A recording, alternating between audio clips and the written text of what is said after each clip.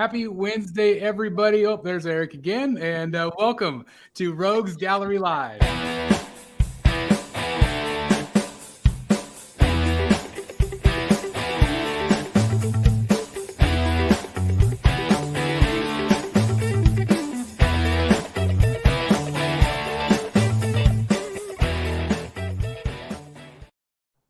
Welcome back, everybody. And like I said, this is Rogues Gallery Live. This is episode number 90. We are 10 away from that big 100, which is crazy.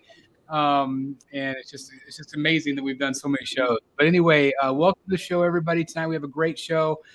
Joined by the gallery as always, right over here from Wayne Manor North, Mr. Dan DeFall is here. Hey, everybody. The guy that does not buy smalls is in the house. The addiction is real, people. The addiction is real. And I absolutely loved, because I made a comment today about, you cannot buy these because then I'm gonna have to buy them, and you're the guy that says like you can't go lower than quarter scale. Yeah. And so yeah, now you've done me wrong, Mr. Default. Floodgates are open. Now I might bite on that 6 scale Joker diorama. Oh. All $1,500 of it. Ugh. So we'll see. Anyway, we'll see if he opened up the floodgates. We also have Mr. Jeff Morris in the house. Hey, Jeff. Hey, guys. Hope everybody's well. I have to show everybody your shirt. I absolutely love this thing. Look at that. Oh, it's fantastic. That's awesome. Very cool. That's awesome. Have I told you the Jaws 3D story? No. So whenever I was 7, we went to Florida and we went to SeaWorld. And half of SeaWorld was closed down because they were filming Jaws 3 while we were there. Okay. Oh, wow, that's really cool. That's one of my favorites of the movies. He's frozen. I'm frozen. Something's going on with my computer. It's freezing up. That's an early freeze for him. Yeah. It's an early freeze, yeah. At least I'm not the only one. I took a date to Jaws 3D. You took It's not a great date movie. It was a fun movie, though. It was a fun movie. That's true. So is this some sort of record? It is. I think it is. 705, boom. Wow. Goodness gracious. I even tested my internet speed, and I was like faster than normal. I just cannot catch a break. So anyway, I'm really apologize to everybody. So anyway, I don't know where I cut off, but anyway, I was saying that I was there in SeaWorld when I was 7. So that was really cool. Right down here, we have Mr. Eric B in the house. Hey, Eric. Hey, guys. I'm having some computer issues, too. So I'm trying to troubleshoot it, and hopefully everything will be okay. Well, we can hear and see you just fine. So hopefully that'll stay put, and hopefully I will as well. We'll see. Okay. And then last but certainly not least, we have all the way from the Secret Sanctuary, Jeff Delaney in the house. Hi, everybody. Nice to be here. Good to have you, sir. And just before we went on the air, you got some really good news. Want to share it with everybody? Captain Spock just beamed his way into the sanctuary, but he hasn't been unboxed. So I'm going to be reviewing him probably later tonight. That is awesome. So again, you can find that on the Secret Sanctuary YouTube channel. And again, if you haven't done so, please do me a favor and subscribe over there. Incredible content and even more incredible guys. So definitely check that out. And I hope it's awesome. I'm so nervous. It's been a long wait. I hope it is awesome. It has. And this will be your first Dark Side Collectible Studio piece. Yeah. There aren't too many reviews of Dark Side pieces, so it'll be interesting. And so again, hopefully tomorrow we'll have that up and ready. And could be tonight. Well, maybe even tonight. Okay. Well, I'll be one of the first people to view it because I'm really anxious to see how they turned out. Because obviously, I'm interested on my end just because of their DC pieces also that they're doing. Although we haven't seen much since some renders. But anyway, congratulations on a great piece. That's fantastic. So anyway, I hope everybody is doing great. So tonight, let me kind of run down the show. Tonight, we are going to be talking about the Next Level event. Next Level 4 is happening this Sunday where they are, but it's actually going to be Saturday night where we are in the United States. So we are doing a reaction show. Dan has been so gracious to accept hosting that particular evening. I will be in Kansas City, but I will be on the show as well. But I was worried about the hotel Wi-Fi. So we're going to be live reacting. My friend Damon will be there with me, so he'll have a chance to do that. He was on the show before as well. And we'll talk about it. We've heard maybe it could be a long event. I don't know if somebody was maybe saying a couple hours, maybe, I don't know. So we'll see. So we're going to talk a little bit about our predictions and also kind of some expectations.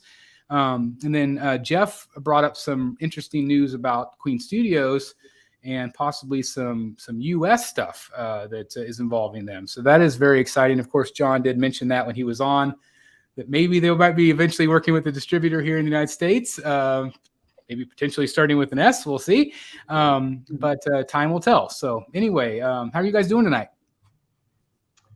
Pretty good. Awesome. Really good. Very, very good. I want to give a shout out to Dan and Eric that went to a recent Comic-Con, and I wanted to show these off.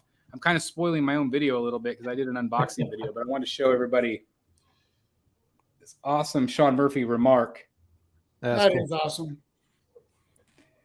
So is that a cover? I don't think so. I don't believe it is, Jeff. Okay. I think it's an interior page. I don't think it's a cover. Oh, nice. And then also this one right here. That's That fun. is a cover. Yeah, this one is a cover. That's cool. Very, very cool. And I'll save the rest of the stuff that I got as a surprise for the unboxing, but that'll be coming up here soon. So anyway, I just wanted to thank Dan again for sending those to me. That was awesome. No, it was me and Eric. Eric, we flanked Sean Murphy's booth for a good while with all the stuff we had signed, and it was a dual effort. So that's awesome. I want to go ahead and announce this too tonight. Is that here in the next month or so, we're actually going to have Sean Murphy on the show. Sean Murphy has agreed to come on Rogues Gallery Live. That's right. He's going to be talking about his experiences as an artist. Working on the White Knight, and of course also working with XM Studios. And there might be some surprises here and there along the way as well. So you're definitely going to want to check out that show next month. So please join us. I just wanted to give you guys a heads up. And again, give you heads up about that show Saturday night. So again, that's our live reaction show. That will be at 7:50. Might even go a little bit before that, 7:45, somewhere in there. So just show up as early as you can. We'll probably go live, but probably 7:45, 7:50 Central Standard Time. So that would be 8:50 East. And what would that be? Like 2:30 Pacific? I don't know. No, it's Yeah. No, it's like 5:30. Yeah, 5:30. So anyway, I am very excited for that show. Cannot wait. So that's what we're going to talk about tonight. I do want to say hello to some folks real quick that are here in the chat. We got Chris and Logan in the house. We got Lane. Nope, but there went Eric again. Hopefully he'll be back. Nicholas Capote, the Batman Nerd, Borg Q1 of 2. Again, thank you very much. Blaine and other members here. Thank you. We are all going into Collector's Purgatory. That seems about right. Dennis Perez. There's Eric back. Hello, Eric. Sorry about that. You're okay. Matt T in the house, another Brotherhood member. Midnight Dip. Den is here. We've got Mike. Ryan Eckhol in the house, another member. All the members are here. Thank you guys very much. Optimus. Jay is here. Hello to you. Nathan Chaffman in the house. Alaska today. Wow, that's awesome. Are you on vacation, Nathan? I'll be back in 2 minutes. Okay. Vane 21. Matt T. I think hello to you. Let's see. Nate Night Trip. George Moss. Jedi Chisel. Poor Boy Collector. Critical Mass in the house. Dylan Hicks. Keith Reed. We're doing great. Hope you're doing as well. Keith. Got Leo in the house. Say hello to all the chat. Sebastian. Slim Boss. Ooh, Nathan Chaffin says XM Penguin is shipping. What? Dun, dun, dun. It is? Wow. That's what they're saying. And maybe potentially shipping here White Knight on Batbike, it sounds like potentially soon here too. I know. They did send us a like a shipping confirmation, made sure our address was correct. So Yep. that's exciting. It's got to be coming soon then, right? Got to be. Now, how long it takes to get here, who knows? But I know, like when XM has shipped stuff from there to here, it's taking days. Really? Really. So I don't know if they pay a lot of money to get it here. I don't know, but Wow. days. So did you order? Could you order it direct from them, or did you have to order it through? Samurai Somebody. Bull-Eyed. Oh, but you're talking about White The Knight. bike. Yep. Orchid Voodoo. Let's see. Ken J is in the house. He's thinking about you. Let me see if I missed anybody. John is here. Odin. Too late. Captain Trenchcoat. Already froze. You can still bet, though. I'm sure I'll freeze again. Who knows? Yeah, a lot of things going up potentially for pre-order. Purgatory, Tweeterhead Joker, Prime 1 Joker, and maybe even that Batman and Catwoman, which we'll look at tonight as well. There's maybe some rumors that might go up too. So we'll see.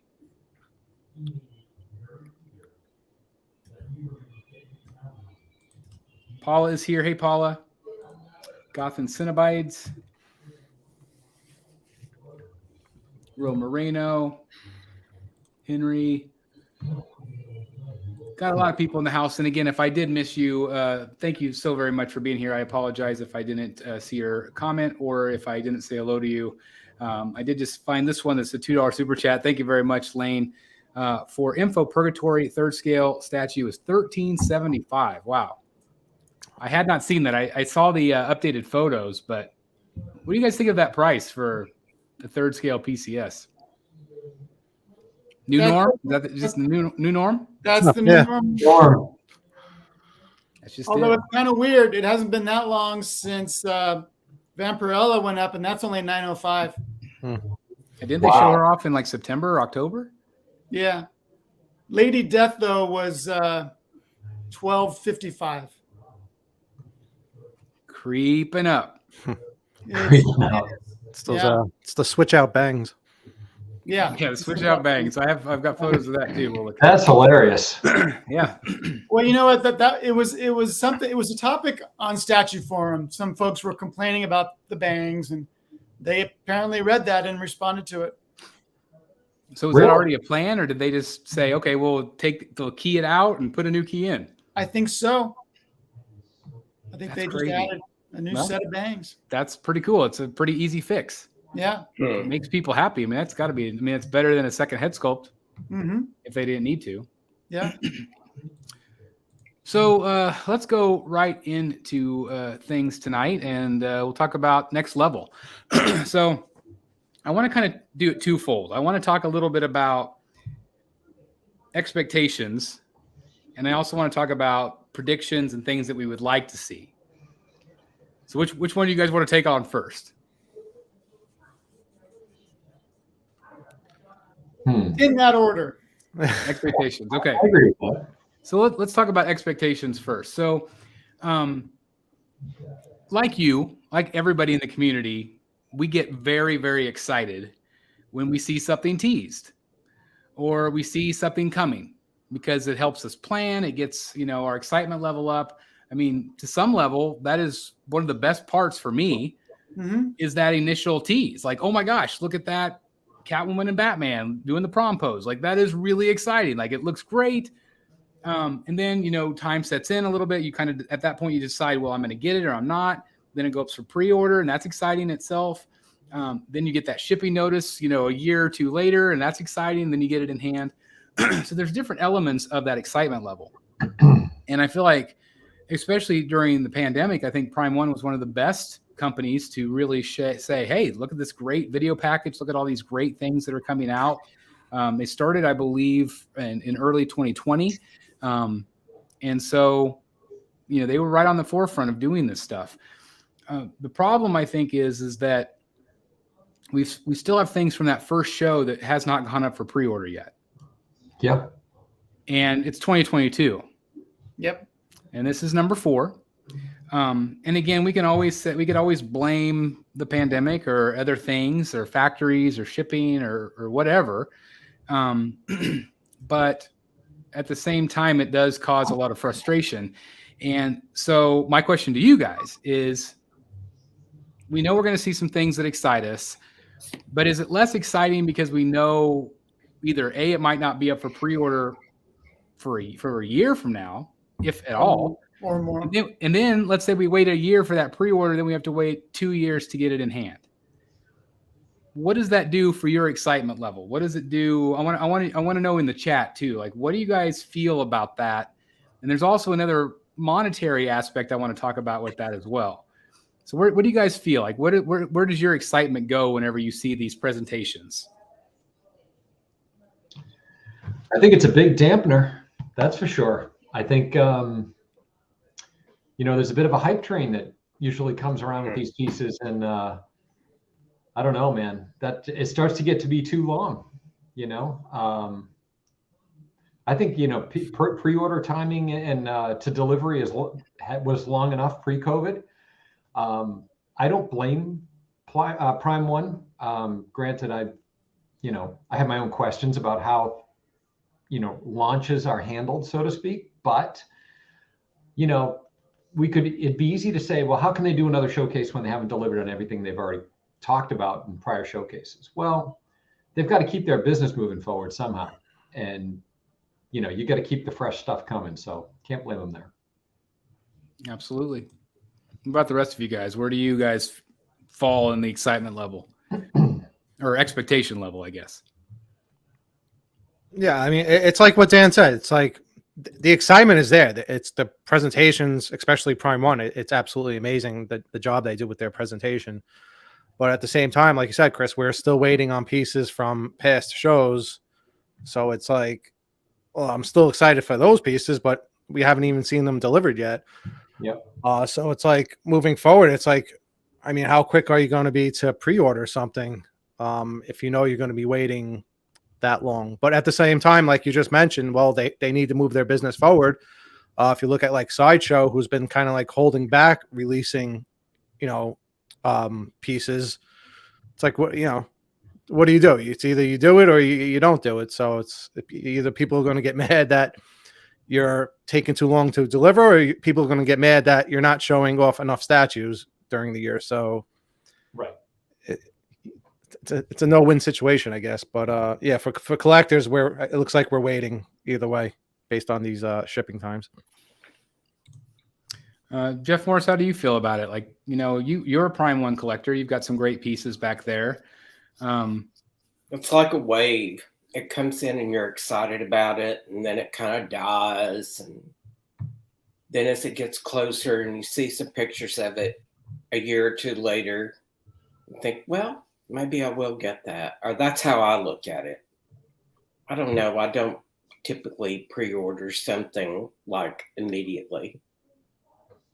It seemed, I kind of want to wait and see how it looks. You like to see it in hand. Yeah. Which is okay. That's okay to do. How about you, Delaney? I know that you're not much of a Prime One collector. Like, I know that you it doesn't have to just be Prime One. It could be, any company doing these presentations.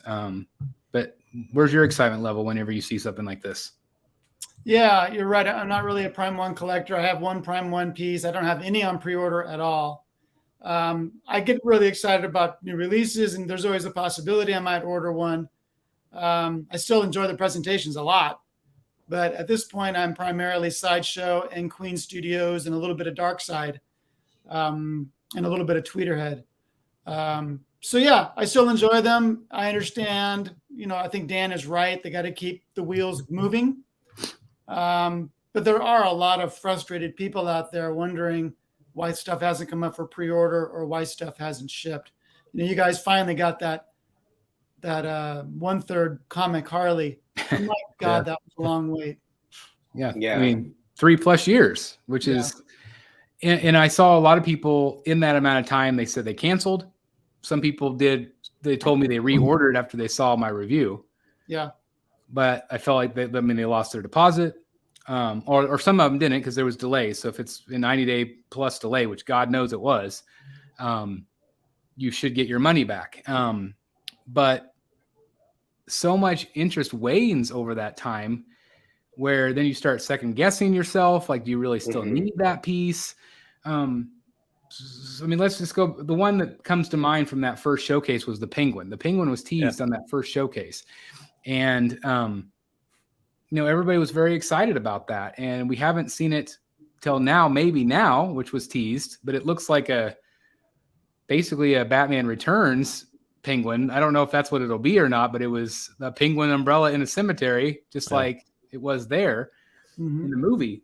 So, but I don't know if you were excited about something a year ago, wouldn't it be smarter to like get it up for pre-order as soon as humanly possible to capitalize on that interest? Yeah. I mean, like, look at Prime 1 doing the Batman, an amazing figure. Not only the one like Dan's going to get the Jim Lee art concept, which was revealed before the actual film came out. Dan ordered that one.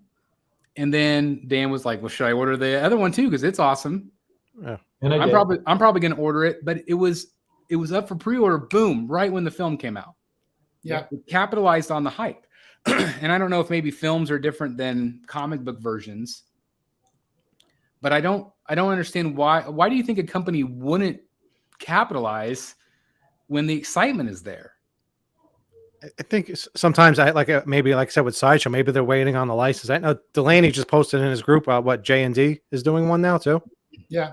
So that'd be interesting to see. Like same thing. It's like they're a little bit slow out of the gate. So like, what do you do if you already ordered the Prime 1 version, or who else? That was a Queen Studios version, and now J&D. You might like the J&D better. So it's like, what do you do? Yeah. So sometimes it does pay to wait. To see what else is coming. I mean, it's great that we're getting all these options at once. I mean, that used to be the complaint back in the day. It was like, well, we don't get to see everything all at once. It's like, oh, we purchased this one, and then 6 months later, a year later, the same character comes out. Oh no, you like this one better. So we're getting all these options at once now. So now it's like, make your decision. But it's still tough for collectors because, like I said, it's like where do you put your money? Which company? And then you've got XM, who only does comic-based pieces, but they seem to be shortening the window. Yep. Which is really exciting. If you can order something and get it in 6 months instead of a year, that's a huge advantage. I know after talking with XM, I know after talking with Tweeterhead, both of those companies specifically have said that they want the turnaround time to be very quick.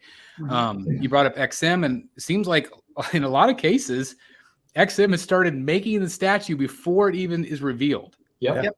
Smart. To close that gap. That's confidence. Which is just what was it? Was it the Apocalypse that they did that on? And obviously it had some controversy with the paint and whatever, but still they knew people were going to be excited about that piece. And I still think it looks incredible.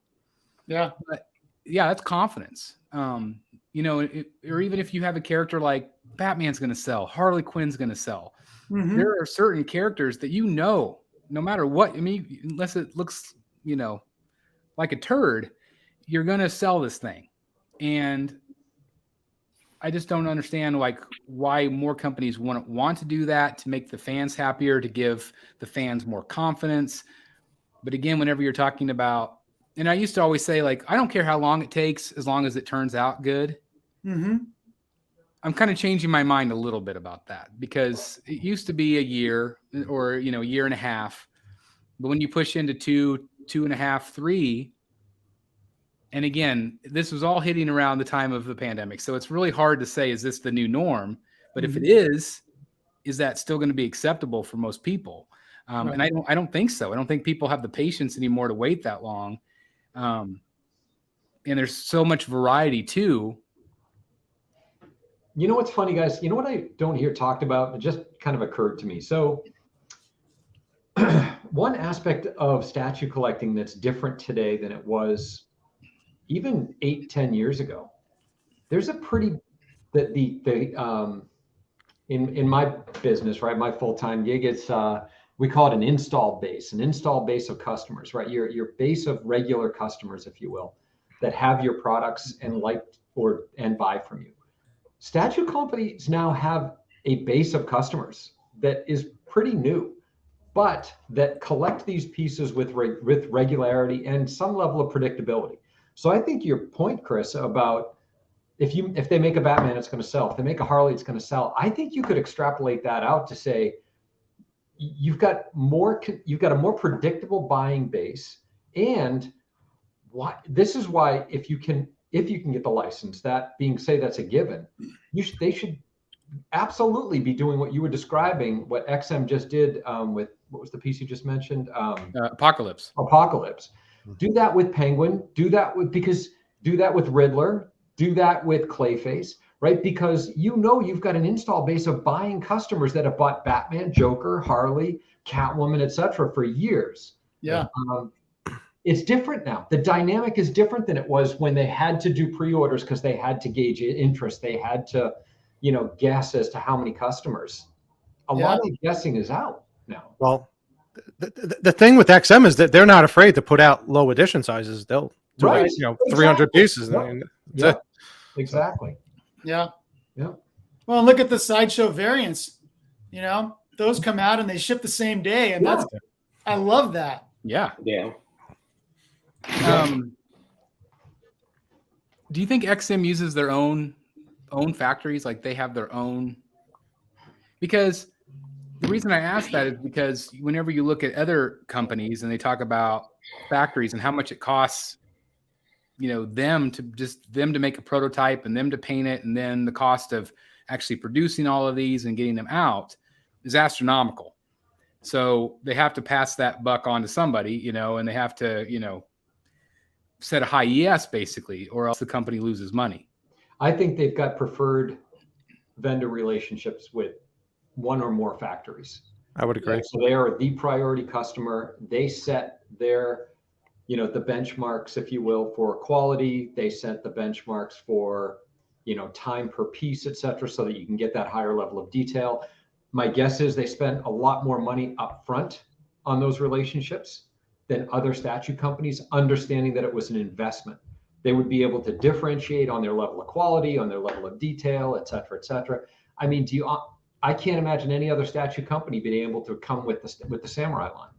And you also have Ben, who's doing all the prototype painting, so that cuts down a little bit of time, maybe. Yep, exactly. My guess is that they invested in that early on, and it's paying dividends. It's got to be, because again, the fact, I mean, you look at they announce an ES of 150. To me, it's like that company's going to lose money because the factory costs are so high. But like, if you're right, and they've made, really smart business decisions. But at the same time, they're still making these statues at low ESs, and they're fine with it. Yeah. I mean, sure, they would want to sell 1 million if they could. But But I wonder if it frees them up, though, Chris, where they know they can be profitable at a 300 to 500 ES, say, right? They can be profitable. They know they're confident. To Jeff's point, they're going to sell them, and they can quickly move on to the next, right? They're not stuck trying to sell 2,500 Wolverines or, whatever. They can move on real fast. And I think it's just a different business model. And I think in a climate where other companies are now struggling with factory issues, clearly, I think, they're, because of the relationship they've established, and again, I'm purely guessing here, they're able to be much more nimble, much more aggressive on timing, and still maintain or exceed quality expectations. Yeah. They clearly are doing it differently. And I'm not trying to place them on a pedestal. I think it's just obvious that these things are generally true. Quality is great too, but they clearly have operational issues when it comes to delivery and, just ops in general. Let's talk about putting them on a pedestal.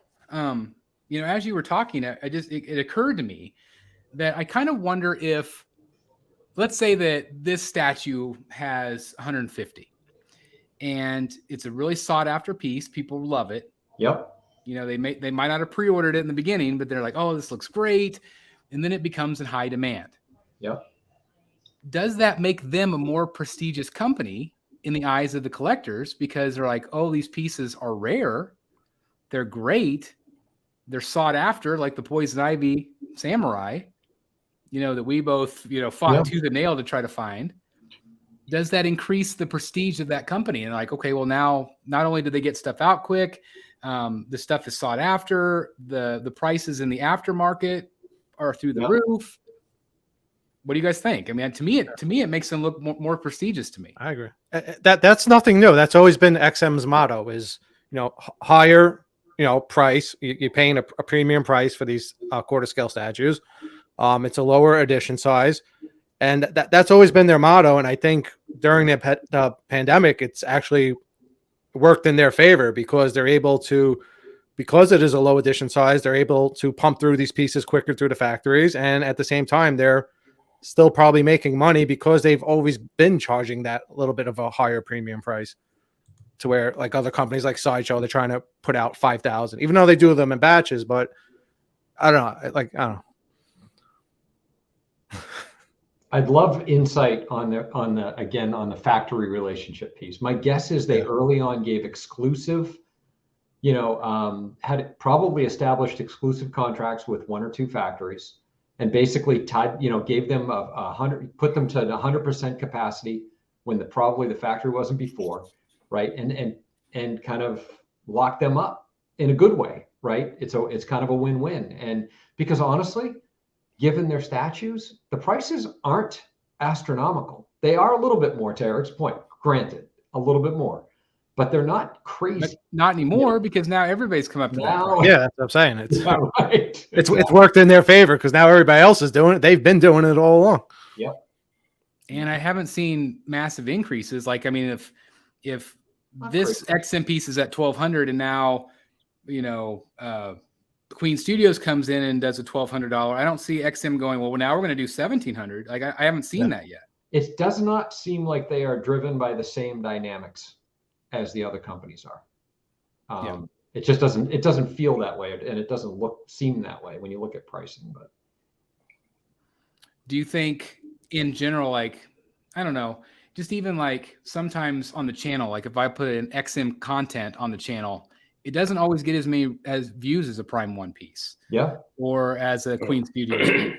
So I think that XM's still probably fighting for that attention, but I'm always a bit surprised. But it took me a long time to realize how great they were too. So I think over time that'll change. Do you guys agree? Yeah. I think if it was a little bit easier to get them here and not so expensive to get them in the US, would be the big help, because definitely an issue. There's too many places to order the others. Yeah, we got to remember they don't have so many US licenses. They just have it on the 6 scale, right? Yeah, exactly. Those have done well for them. It's a good point. I mean, if you look at Prime 1's using Sideshow as a distributor half of the time, so exactly. That's why you're getting more views on your channel. That's a really good point. I bet if the roles were reversed, I bet if XM had gone through Sideshow, they couldn't, but if they had, and Prime 1 was the outsider from a license standpoint, I bet they'd be reverse roles. Yeah, you're probably right. Different scales too. Prime 1's mostly 3rd scale, so which is harder to collect, quite frankly. Lord knows, good Lord, yes, it is. Yeah. I was walking around the cave earlier. I'm like, maybe I should just all go quarter. I'm doing the opposite. I might go all 3rd. It's just it just takes up so much room. When you look at the size of these things, but grass is always greener. So the other side of that, there's been a lot of companies or a lot of fans that have accused Prime 1 of just taking people's money, sit on it, and use that interest. Do you think that's what's happening there, or do you think that's all just fan spewing? Doubt it. I doubt it. I mean, they're always. I'm sure they're taking as a business model. I'm sure they're taking money and investing it in newer projects or just collecting interest in general. I mean, why wouldn't you? But well, and put it toward other license fees, and other things because they're always announcing new things. Sure, everybody does that. But there's another, and I don't mean to sound like the professor on this, but there's a business reality there. They cannot recognize those purchase order deposits as revenue right? So that doesn't count toward their bottom line. And it's a liability on their balance sheet, meaning they can't, you know what I mean? That's not like just free money that they're getting and they can put it in the bank and make interest, and they're not allowed to do that. So it's not that. They're doing what Eric's describing, which is they are funding, likely they're moving it around on the books, right? It's sitting in another column, which is fund projects. But it's always a liability for them. So they have to be able to cover that from it. This is really boring talk. From an accounting standpoint, they have to be able to cover that liability, right? So it's not gaining them anything other than have money to start other projects. Well, I'm glad to hear that, because I didn't know that. I think that's fantastic to hear. Yeah. And again, like I have been a fan of Prime One since day one. Like I have loved what they've done. Well, I guess not day one, because I was not a big Transformers fan, but I appreciated, what was it, Megatron? That first piece I remember seeing was just like, whoa, this is crazy. Yeah. And obviously the Arkham line sold it for me. And I still think every piece that I get, I'm amazed by the quality. I'm amazed by the presence of these pieces. And so I will continue to always be excited. But, you know, coming full circle here is like, it does diminish the excitement level when you have to wait so long. Yeah. And I really think that would help, even though you know that there's going to be a 2-year wait. I still think it would help if they get the pre-orders out right soon after they tease it. Now, they're not the only ones. Like Sideshow will do that. They'll tease block letters, and a year later we actually get the pre-order. So I mean, Prime One's not doing anything that other companies necessarily aren't, but I do feel like it just diminishes that excitement level just enough that it's like, you're maybe going to lose a sale, which stinks. And I would just think that they would want to capitalize just as quickly as possible. But anyway, so we'll move on from that. I want to talk about predictions here. I want to talk about predictions. I want to know in the chat as well, what do you guys predict that we're going to see? We obviously saw a few teasers, and also in the chat, what do you hope that we see on the show? So I'll start with the gallery here first. Is there anything in particular that you would just really love to see revealed on the show? Catwoman from the Batman.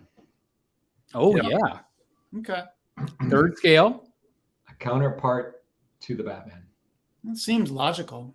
Yeah. Right. It also would increase sales of the original to me. Yeah, the Batman. You know, if they want to increase sales, that was a tough sale. Was $1,700, whatever ish, you know, for that piece. All in. Yeah. All in.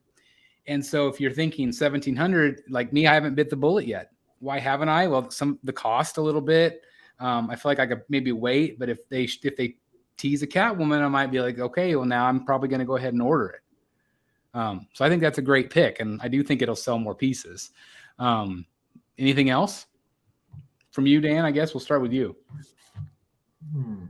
That's probably the biggest one. I mean, you know what would be funny is if they came out with the movie Catwoman and the Hush Catwoman. And I was just going to say, like, that's what I want, Hush Catwoman. I heard you talk about that in your video yesterday, the day before, and I thought, you know, that would be cool, especially if they did something cool with the pose, right? There is just something about that Huntress statue leaning on that wall. It's just such a great statue. I'd love something interesting like that with the new Catwoman. Do you remember the old Kotobukiya piece where she was kind of like on all fours, crouched down? Oh, sure. Yeah. I would love that. Yep. I think that would be great. It doesn't have to be a high profile piece. I think it would look great around the other Hush pieces. Yep.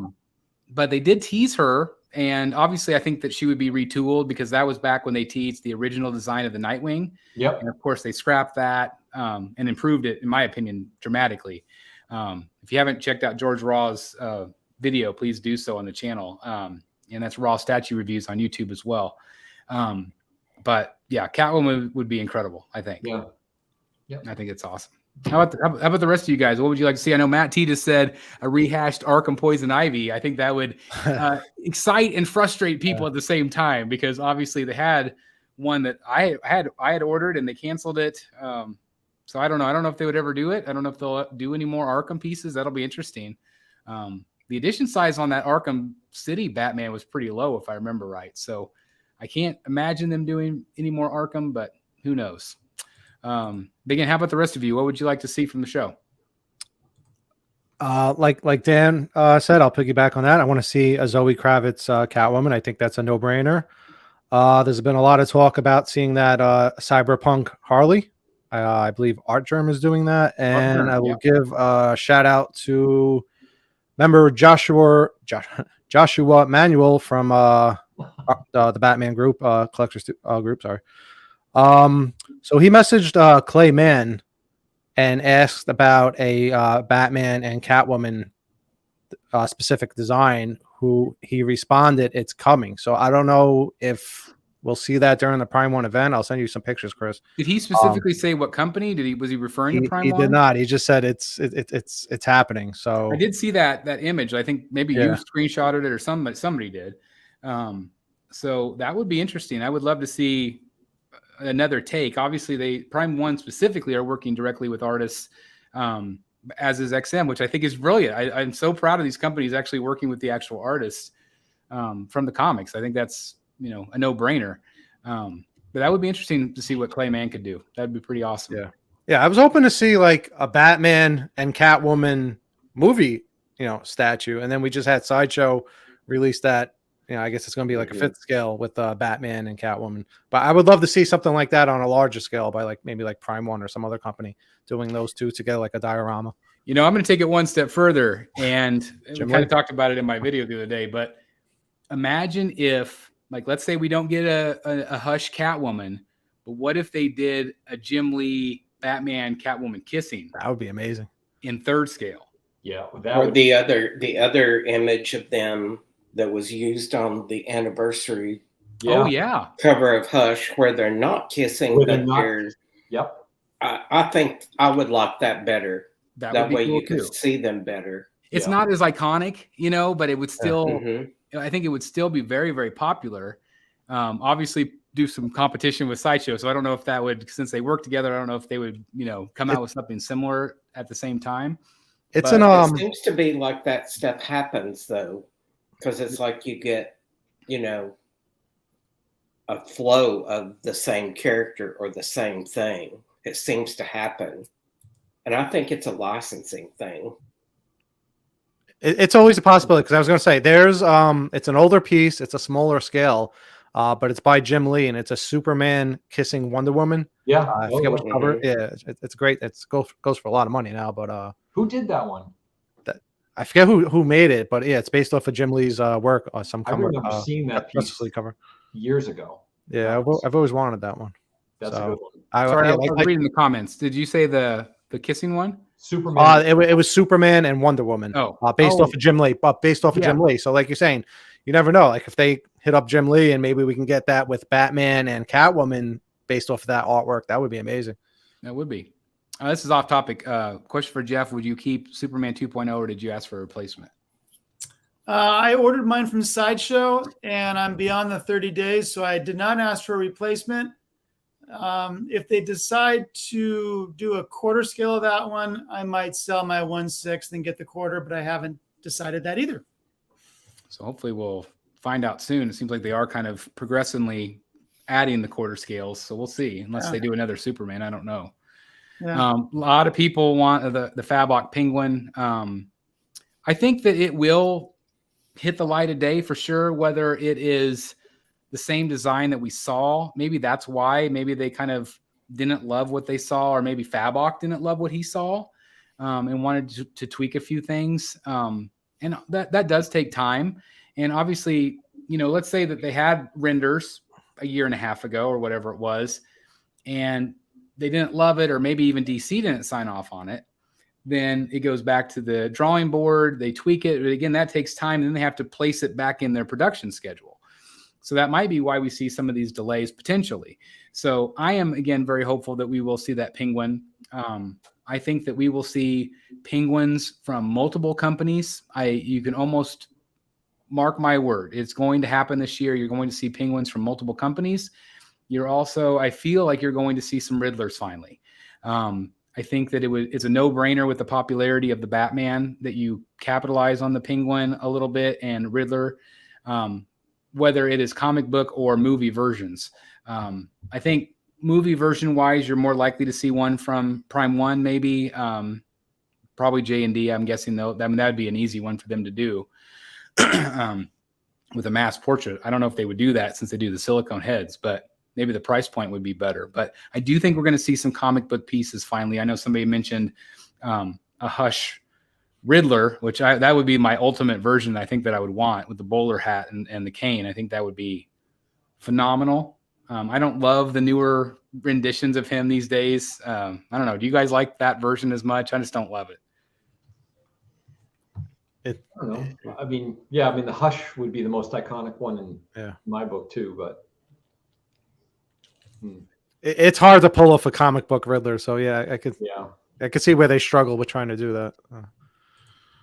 Jay's wanting a 1/3 scale King Batman who laughs. That would be pretty incredible. That'd be ridiculous. Holy cow. Bermejo, Harley, or Superman. Would anybody want that? Like, I don't love the Harley, like with the Marilyn Monroe hair, like some of the other Harleys that he's done, I've liked, but I don't know. Would you guys want a 3rd scale Harley? His Suicide Squad Harley. That one I like. Yeah, that one I like. Yeah, but his Noel Harley, I'm not a fan of. I don't think we'll see a Harley this show unless it's that cyberpunk. Mm-hmm. I can't imagine them doing two. Enlighten me. What is the cyberpunk Harley? Hell if I know. I have no idea what that is. Eric, you don't know what that is? I've seen slight images of it in the group, but I'm not 100% sure. It looked pretty cool from what I've seen though. Well, you don't. So nobody knows what the source material is. No, I thought it was kind of like steampunk. I wonder if it's a game skin for her. Yeah, and I mean, like John did explain the Queen Studios Cyberpunk one that they're doing is kind of a Margot Robbie mixed with the comics, because they said in that culture they don't really read comics like we do here. So that made sense to me. It's kind of their own take. Yeah. But this is art germ. I mean, this is an art germ, and I think if I remember right, I think it was just his idea. Like I think he just came up with it, if I remember right, from that promo that he did. Yeah. But I don't know. Well, we'll see. Thanks. Lane Kramer says Cyberpunk doesn't have any specific comic basis. So interesting. Interesting. Bat Beast is saying, how about Talon? I mean, Talon's up for pre-order. I did. Shocking news here, but I canceled Talon today. Really? I did. You did? You did, really? You're telling everybody to pre-order. I canceled Talon today because I reordered the exclusive. Oh, okay. I had ordered the regular, and so I reached out to Prime One because I'm thinking, I want this made. Especially if anything's going to get made, I would think the exclusive would. I don't know, but anyway, so I just went ahead and canceled it and reordered the exclusive. So anyway, a little fake shocking news there for you guys. Ashley wants to see Black Mass. That would be awesome. I would love to see that. I still want to see a Hush Catwoman, Hush Riddler, and a Hush. Yes. Oh, Hush, yes. Hush. I want to see a 3rd scale Two-Face. I think that would be neat. So they did two Hush Batmans. Why not do another Hush Superman? The first one was a roaring success. That's what I expected. I don't think they could do anything though to top it. They don't have to top it. I guess that's true. They don't have to top it. You know what they could do? They could do a matching statue to the second Hush Batman of Superman striding towards you in the Fortress of Solitude. That could be cool. Yeah. And really make it a match set. It would be cool. Bookends. Yeah. Yeah. Big ass bookends, but Big still ass bookends. Yeah. So this is their 3rd event, correct? Fourth. Okay. This is number 4. So something in my head keeps telling me we're going to see a new line. Has there? I forget which each one is, but has there always been like a new line each event, or is it kind of like jumping in on previous events and just adding pieces to those lines? Because I just feel like they're going to go crazy and just introduce a whole new entire line. I don't know, of like DC stuff. I don't know. People have said, people have said that that Killer Croc versus Batman is quarter scale. So Yeah. that's still not up for pre-order. I wonder if we'll see actual or reveal of that because that was just renders. Yeah, they're big on the dioramas right now, so I'm sure Mhm. we'll see more dioramas. Yeah. Yeah. I Somebody like pointed that, out that though. a lot of the things that they showed were video game based Yep. teasers. So that worries me a little. But that is kind of their theme this month.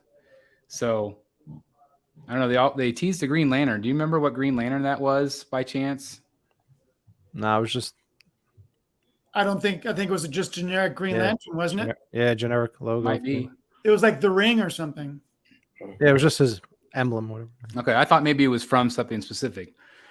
I would love to see It's Ra's al Ghul, Clayface. Again, some of these characters that people have been asking for a long time instead of, just Batman, just Joker, just Harley. It needs to be stretching out a little bit. And again, I don't know if Prime One's willing to take the risk at this point. I think they had a lot of like Arkham characters sitting in a warehouse for a really long time because I think you can still get some of them, directly from the site. So I tip my hat to them at first for being courageous and making an Azrael or making a, whatever characters at Arkham Knight because he'll never be made again. I don't think. Right. But I think they learned their lesson. So I don't think they'll take the risks like XM will, like Tweeterhead will, sometimes at their own detriment, I think. But they're still giving their fans some characters that we've wanted for a really long time. A few people in the chat have said Moon Knight. That seems like a no-brainer at this point.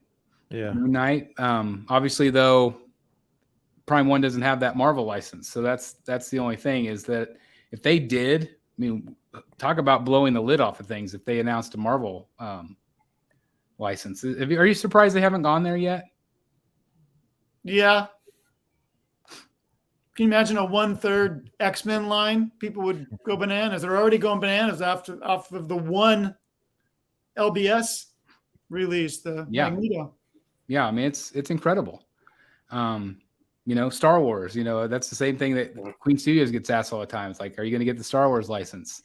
Mhm. Which is no brainer because they already have Marvel. So it just, if they already have that, Yeah. you would The think that they'd be able to get relationships Star Wars pretty easily. Yeah. So I don't know. I definitely think Moon Knight would be something very popular if they had that, especially timing wise. Yeah. Although some people haven't loved the show. I heard today's is pretty good. I haven't seen it yet, but I've enjoyed it so far. I thought I the also third want to was- say I've enjoyed. We're 3 episodes into Severance, so thank you guys again for. It's a little slow. It's a little slow of a show, although I feel like the episodes pick up. It just got renewed. Did it really? So season 2, huh?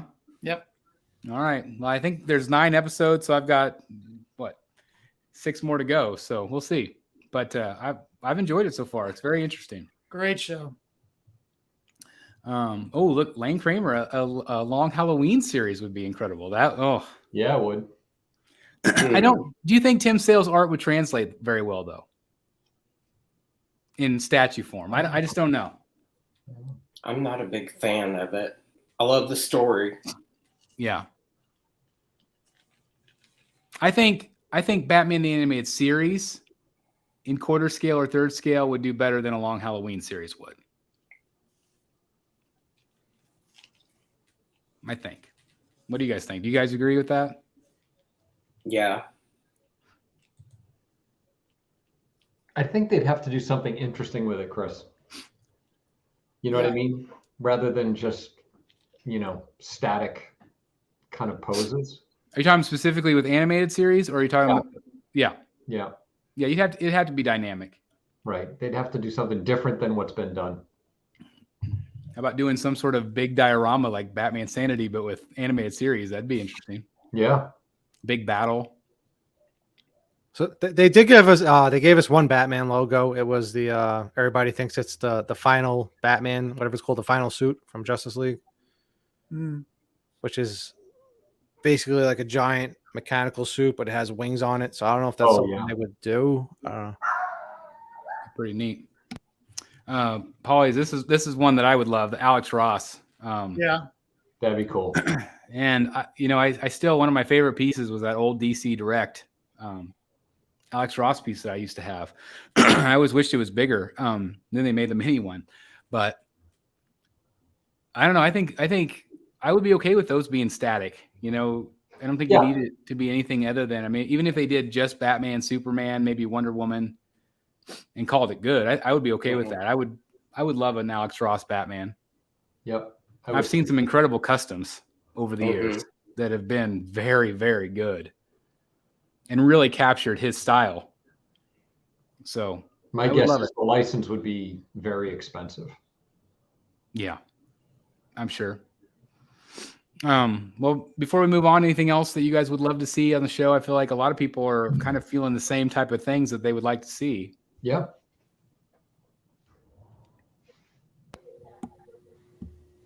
I mean, I'm surprised that they wouldn't maybe try a Christopher Reeve Superman with Blitzway. That would be great. That would be hard to pass up for me. For sure. I think that they would do a really good job. Hi, buddy. Oh, you got a visitor.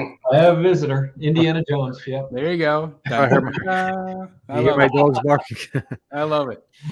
Anything else you guys want to talk about with this topic before we move on to topic 2? Let's move on. Okay. Well, I'm going to move right on to you, Jeff. Oh, you brought this to my attention. Let me get this banner off there real quick. So topic 2 is the Queen Studios U.S. distribution. I want to bring up some graphics that you provided, and we'll talk a little bit about this because, again, I do not know much about it at all. But this is what we saw. This is Master Series overseas pre-order criteria for USA. Oh, I guess that's the second. Okay, sorry. I had them out of order. So this is option 1, total order value, and it says collectors who have reached or exceeded a total order value of $9,400 on any of Queen Studios collectibles will be eligible to pre-order a Master Series collectible starting with the new Doctor Strange life-size bust. And Master Series collectible to me sounds like expensive. So 2, the total value of the order will be accepted. This means if you have only paid the deposit, we will fully accept the full item's value instead of what has been paid off. All orders will be qualified in advance of the pre-order start time. If you don't have an existing pre-order history with Queen Studios online store or an authorized partner, you will be required to provide screenshots of previous orders to prove eligibility. So what does all this mean to you? Like, whenever you saw this, what got you excited? Excited. Well, I should preface it by saying that Queen Studios posted this on Facebook, and then they removed it from Facebook. So, sorry, Queen Studios. I might be screwing everything up here. So it's entirely possible that because of overwhelming negative reaction that they have decided to reconsider this policy. But with that in mind, it seems like they're trying to cater to their better customers, loyal customers, yeah, people who spend more money with them, by giving them at least first shot, if not maybe exclusive shot, at ordering some of their most impressive pieces, which I think is going to be exceedingly frustrating for someone who might just be seeing Queen Studios for the first time. Yeah. Are they saying that you can't order Doctor Strange bus unless you They're saying to be eligible to pre-order one, you have to have spent $9,400 with the company. Yep. It can be pre-orders. It doesn't have to be something that's shipped, but that's what they're saying. Yeah. I just don't get that at all. Like, why wouldn't you just reward people with reward points or discounts or things like that to your loyal customers? Because they want more money. That's a good question. So I reached out to John at Queen Studios and asked if this was a policy that's going into effect, or the fact that they removed it, does that mean they're reconsidering? And I'm waiting for his response. All right. So hopefully John will respond. The second part was what they had said is pre-ordered Queen Studios' new Loki life-size bust and Iron Studios life-size bust. So basically, you would have to buy both of those busts in order to qualify for the Doctor Strange bust. And doesn't make sense. Yeah, I just like, and I don't know if maybe like these were options they were weighing. like as a company, like should we do option number 1? Should we do option number 2? But yeah, I just feel like that would really alienate a lot of people. Yeah. It's like, are they making that much money? They just feel like, hey, we don't need everybody else's money. Just our most valuable customers, we're only selling to them for now on. It's like, well, I mean, what if like I love Doctor Strange, but I can't stand Loki? I have to buy Loki to get it. Like that. No, then you go with option 1. You have to spend 10,000. Yeah. Like 2 statues with them. And what if I'm at 5,000? I've got to like really get my dollars up to get to that next level before I'm able to pre-order. Oh, now the pre-orders are. Well, that's the other. It kind of sounds like you have to spend a lot of money with them to qualify for that Strange bust. And they're only making 200. Yeah, that's the thing. Is do you think that's why? Is that they wanted to make it more fair or it had a better chance to get it because it is such a low ES? I mean, that's an incredible low ES. Are they trying to boost sales on those older pieces? Are those other 2 pieces sold out or doing well too? Maybe they're trying to like push the sales on those pieces first. I bet Loki's doing fairly well. It was an incredible piece. Yeah. But not everybody's going to spend whatever $4,000. I mean, that's a lot of money. Yeah, when we had John on the show recently, I asked him a question about edition size because they had just brought something out, and remind me what piece it was. I can't remember. But the total edition size was only $3.99. And I thought that was really strange because it was something very popular. And he gave a response to how they wanted to have a set ES because they didn't want to open it up and just get out of hand and suddenly you have a huge amount of pre-orders. And I didn't understand that response from a business perspective. Why wouldn't you want? Because they haven't shied away from very large edition sizes. That Gal Gadot Wonder Woman is very large. Yeah. The Tom Holland Spider-Man quarter scale, that's very large. So I'm not sure. I didn't understand his response. And so I don't know why they're only making 200 of Doctor Strange. It's obviously one of the best busts if they come through.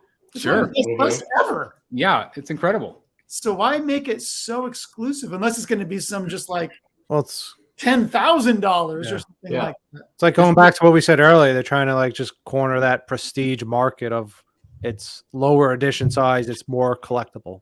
But even Vision is like 338 or something. I mean, why would you make more Vision than Doctor Strange? I don't know. I don't know either. And Matt T brings up a question too: is are retailers going to be able to buy these? Good question.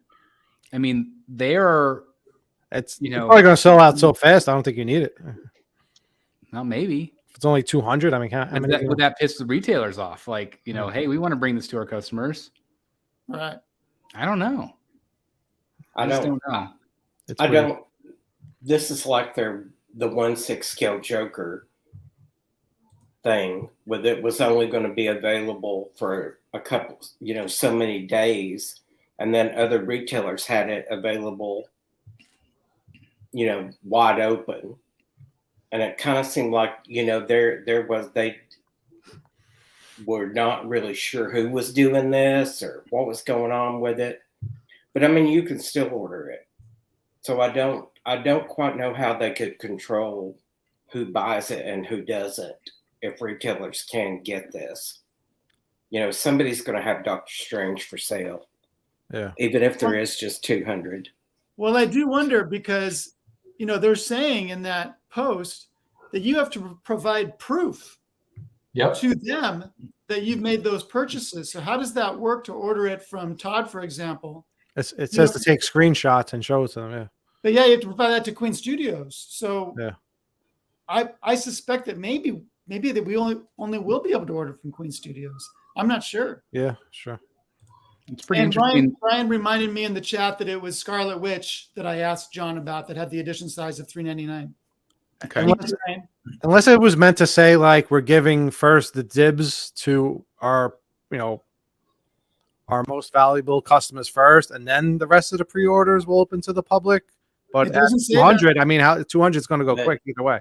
But the post doesn't say that. It kind of reminds me of like for example, New York Comic Con tickets. Like they release tickets ahead of time to their previous customers, and then they open the rest to the public a month later. But that's a lot more, volume than just 200. So I don't know. Well, yeah, it's And like, can they ship that to the United States for people that buy it directly from them? Because when you go to their website, I get a pop-up that says, certain things I can't order it based on where I'm dialing in from. Doctor Strange, you can. Well, the fact that they pulled it down, something's strange about Strange. Yeah. I don't want to toot our own horn here, but I feel like this goes back to that thing where I wish sometimes that the companies would kind of run it by us. It's like, I feel like we have a pretty good pulse with the community. And not just our channel, but a lot of channels. Yeah. Or even go into the fan groups and say, what would you guys think about this before you make an announcement like that and then get, the torches come out. Yep. Because, I hadn't really looked at what Jeff posted. I knew there would be a good topic to talk about. I wanted to kind of pick his brain. But listening to the conversation, it's like, well, that was just stupid. It just was not a very good, it wasn't well thought out. People are obviously going to get upset about it, especially the people that, hey, I've got my 4,000 ready to go and now I'm not going to have a chance to buy it. I could have said to John or somebody said, hey, this is not going to work. This is not going to go well. And so I wish that they would maybe, and they are a company, especially that listens to the fans. And maybe that's, again, why they pulled it so quick. But I feel like you have that conversation ahead of time and say, do you think this is a good idea? Do you think it's not a good idea? I mean, I have statue companies all the time come to me. I know they've come to Jeff before in the past and said, hey, what do you think of this? Is this a good idea? Do you think people will like this? And I love that. I love that they come to us and say, hey, they appreciate our feedback because, again, we do have a pulse with what's going on in the community. And we have, enough people contact us daily that say, hey, what's going on with this or that? And maybe our advice isn't always perfect. I don't know, but I know companies have flat out taken my advice and applied it. And that's pretty exciting. Yeah, Queen Studios does that sometimes. I mean, they do. John messaged me last night about something, maybe messaged you too, asking a question. Do you think we should do this piece or this piece? But maybe, I'm not sure, this could be a business related decision that the creative folks might not even be aware of, And also, no, just going back to the edition size, maybe they might be keeping it low just to keep the quality control in check. I mean, maybe they don't feel confident doing 1,000 of them, or maybe the factories don't want to sit there and try to reproduce 1,000 of them and try to make them more. But there's something annoying when you've got, I've got like 9 or 10 pieces up for pre-order from Queen Studios right now. And now maybe I'm hearing. Wow, by the way, wow. That's awesome. Wow. That's wow. And now I'm hearing that, there's going to be a new thing that's going to be really high quality. So you qualify, though. You have a lot of pre-orders. Well, yeah, but to me, it's like, well, what about the ones I have on pre-order? Yeah, way to go and order all that pre-order crap that you're buying. We have to order through Jeff. He has the hookup. He spent the night. Have you reached the diamond level to be able to buy Doctor Strange? I haven't added the dollar amount together. You could be like a retailer. You may be a little short on being able to purchase Doctor Strange. I probably am, because 3 of my pre-orders go to the multiverse to masterpiece editions. They're only $350 each, so that probably killed my chances for Doctor Strange. Well, when you started hearing about John being on the show and saying, well, this Loki has real leather, like they're upping the quality and they want to continue to do that. Yeah. Which is great, but that also means cha-ching. That means more money, and probably potentially lower ESs. Which again, there's good and bad at all of that. But you can't. I feel like you have to be real careful. Like you said, you can't say like, "Whoa, this is way better quality than their other bus." Yeah, that makes all your other bus looks like crap. Yes, exactly. That makes me not want to buy your new hot thing, because your new hotter thing is coming soon. Right. Yep. And so you have to be real careful with the verbiage, I think. And maybe that's something that there's obviously growing pains. Queen Studios is still a very new company. It's real leather. You can only kill so many cows at once. Right. The animal rights groups might come in. So, so many cows. If Queen Studios is watching right now and John, you're watching, like, again, I just feel like you just have to be careful with your verbiage. You don't want to alienate your fan base, which things like that absolutely could, those images that we showed. And so again, I think that by pulling them, that tells me that, and I didn't know that it was being pulled. I don't think, but I didn't even see the original post, but that does tell me that, okay, well, we're going to listen to feedback. We're going to try to do something else, whether it's a Queen Studios fan club or something. They could do a lot of different things to try to, do loyalty points or loyalty options.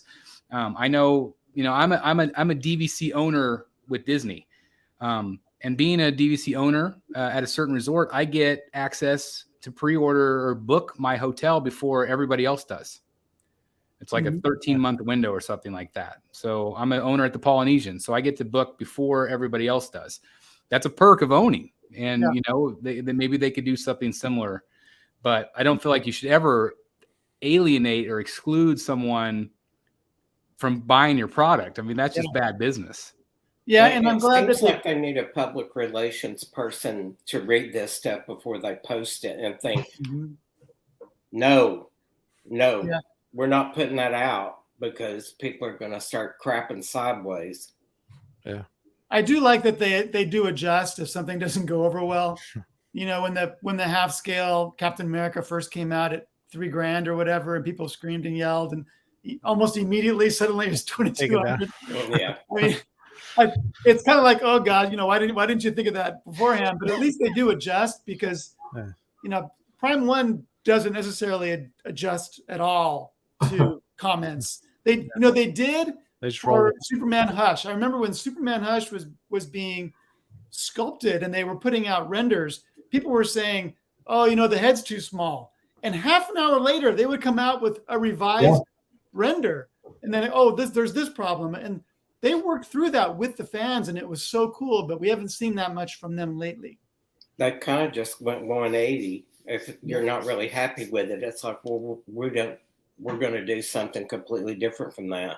Yeah. You don't want to lose that. I mean, that, especially if that's what made you stand out. Yeah. There are companies that will absolutely not listen to the fans. Oh, yeah. There are companies that do their own thing, and no matter what the feedback is, they're just going to do it, whether they sell one statue or not. Yeah. And there are other companies, again, that we talk about Queen all the time, that Queen has always listened. And so that it's so important that they continue to do that. XM listens too. What? They do. XM listens too. Very much. XM listens too. They can get snarky with their replies, but that's okay. It's charming. Yeah. I agree. It is funny to see how they respond, because I think they wear their heart on their sleeve sometimes. Yeah. And it's very personal because this is their personal art. So I get that. They're artists themselves. And so I understand that. But at the end of the day, the customers are who's buying your product. And if they're not happy with it, they're not going to buy it. Yeah. They're going to look next door and buy that one. Yep. And that's the thing, is there used to be companies that were only 2 or 3 companies out there. But now there's a whole bunch, and there's a whole bunch of really good quality out there. And so there might be 3 or 4 the Batmans that you can buy from Queen Studios and Prime One Studio and J&D Studio and probably Sideshow 5 years from now. Sorry, Sideshow, I have to give you a hard time. But Iron Studios, Nathan says Iron Studios. So it's like there's all these different companies. So again, there's so much choice. You have to listen to your fan base. Again, going back to Disney's getting a lot of flack right now because they are not listening to their fan base at all. People are very frustrated with the decisions that the CEO are making. And at the end of the day, if you take off enough people, it's going to affect their bottom line. Maybe not today, but down the road it will. And that's what's going to happen with these statue companies as well, especially when the price continues to go up. People are going to be real choosy. And so if you don't hook them and you're not loyal to your fans and loyal to listening, it's going to come back to bite you in the butt. I guarantee it. Yeah. And if I can do a 30-second rant, and we've been talking about this for years, Prime One really needs to up their customer service. I'm still hearing collectors saying they received pieces broken and they're contacting customer service, and Prime One is telling them to super glue it. That's insane. That's crazy. Or, there's paint missing. Oh, we'll paint it with this color. They give them the name of the color. You can paint it with this. That's nice. Who wants to do that? So they need to step up on their customer service big time. I agree, and I think part of that problem is especially if you order direct, like that's a big shipping nightmare because you're shipping it back or whatever. Well, boy, they better get it right when they ship it then, I guess. No, I know. And that's the thing is like, and I think I've had maybe one thing broken out of all the pieces that I've ever had, which is pretty damn incredible. Mm-hmm. Same with XM, like their packaging, like I wish everybody packaged like XM. I don't hear XM customers with these same problems getting these responses that you get from Prime One. No, and that's the same thing is that's a big shipping difference. Oh yeah, that's what I mean. Yeah. Obviously if you buy from Sideshow a Prime One piece, it's easier, at least most of the time. Sometimes there is a delay of getting stuff from them, pieces and parts. And oftentimes, again, they won't always fit together right. Yep. But yeah, customer service needs to improve in terms of returns and things like that. I mean, like I did get a great response about that talent. It was, less than 24 hours. So there is customer service there, but there's other aspects that need to maybe be improved, like you said, for sure. Going back to lower edition sizes, that's the issue when you do have something that arrives broken, because there's been times where I've had something that was broken arrive, and a lot of the Prime One pieces are low edition sizes, and they were like, well, we don't have any parts, so you could send it back for a full refund, and that's about it. We're not sending any extra parts or anything like that, or there's no replacements available. So so anything else you guys want to talk about on this topic with this? I feel like we've maybe exhausted it. Yep. Let's look at pictures. Let's do it. All right, let me get my banner off there and let's go into it.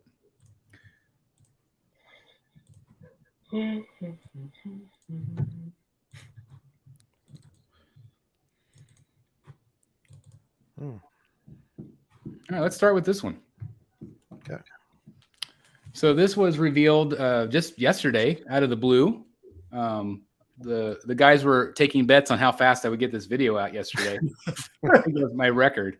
But this is what we believe to be a 1/5 scale. And the reason why we think that is because the height is 20 inches.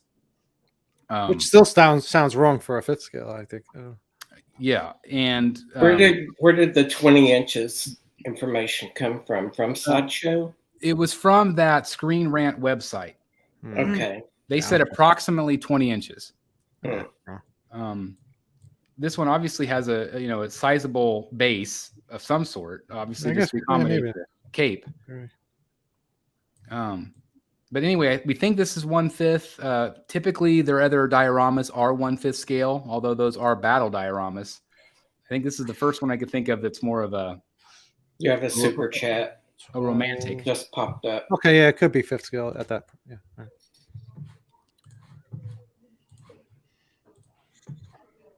Sorry, let me go into that super chat real quick. Lane Kramer, $5 super chat. Thank you very much, Lane. Speaking of customer service problems, BBTS just went to me tonight. We will have no more info on items on pre-order. It will only be emails from now on for any info. What is he saying there? I'm not sure. Mm-hmm. I expect that toy store. Yeah, went with no more info on items on pre-order. Interesting. Lane, what do you mean? Can you be more specific? Do a follow-up post. I'm not exactly sure what you mean about that. Are you saying that they won't provide info whenever you pre-order on what? I'm just not sure. So we'll go back into the photos, but as he responds, would you guys read it for me? Yeah. Okay. Thank you again for the super chat, Lane. That's awesome. Thank you. All right, we'll go back in.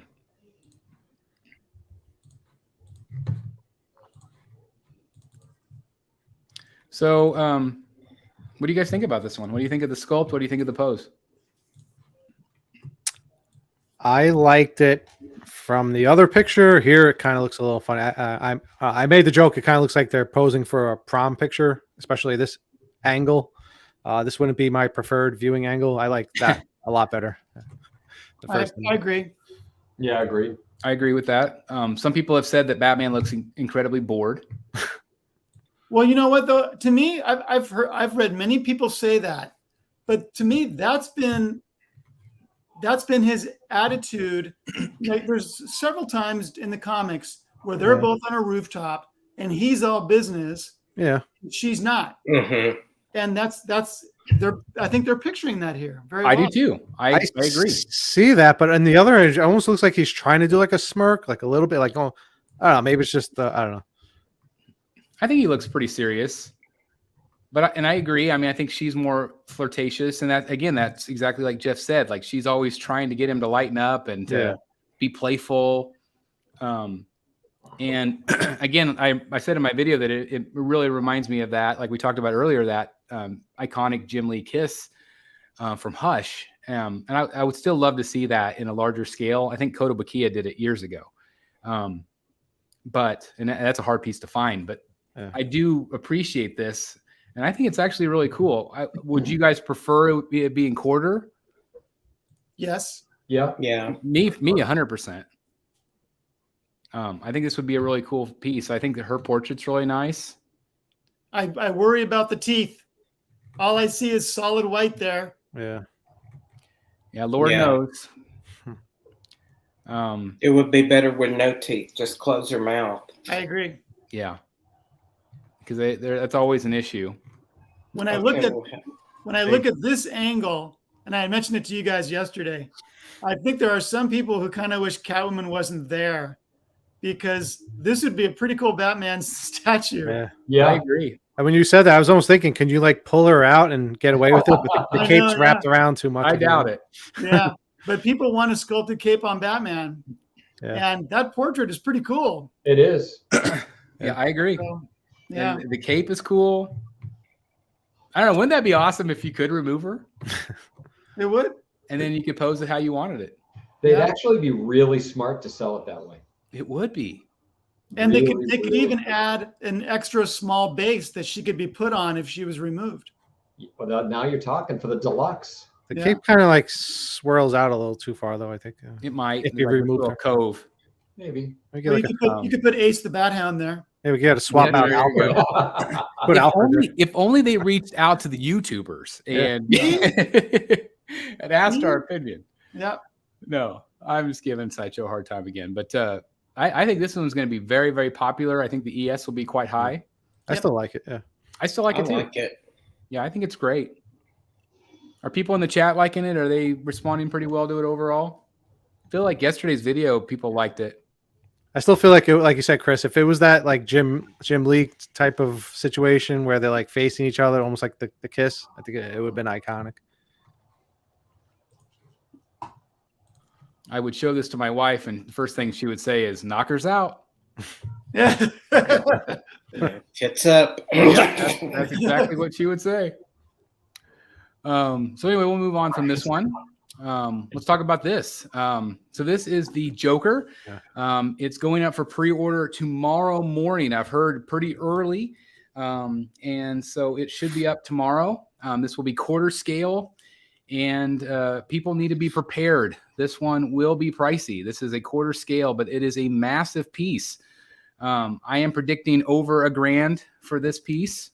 Time will tell. I think it'll probably be more than that, actually. Do you guys expect it to be about that as well? Like, I can't imagine this thing being any cheaper.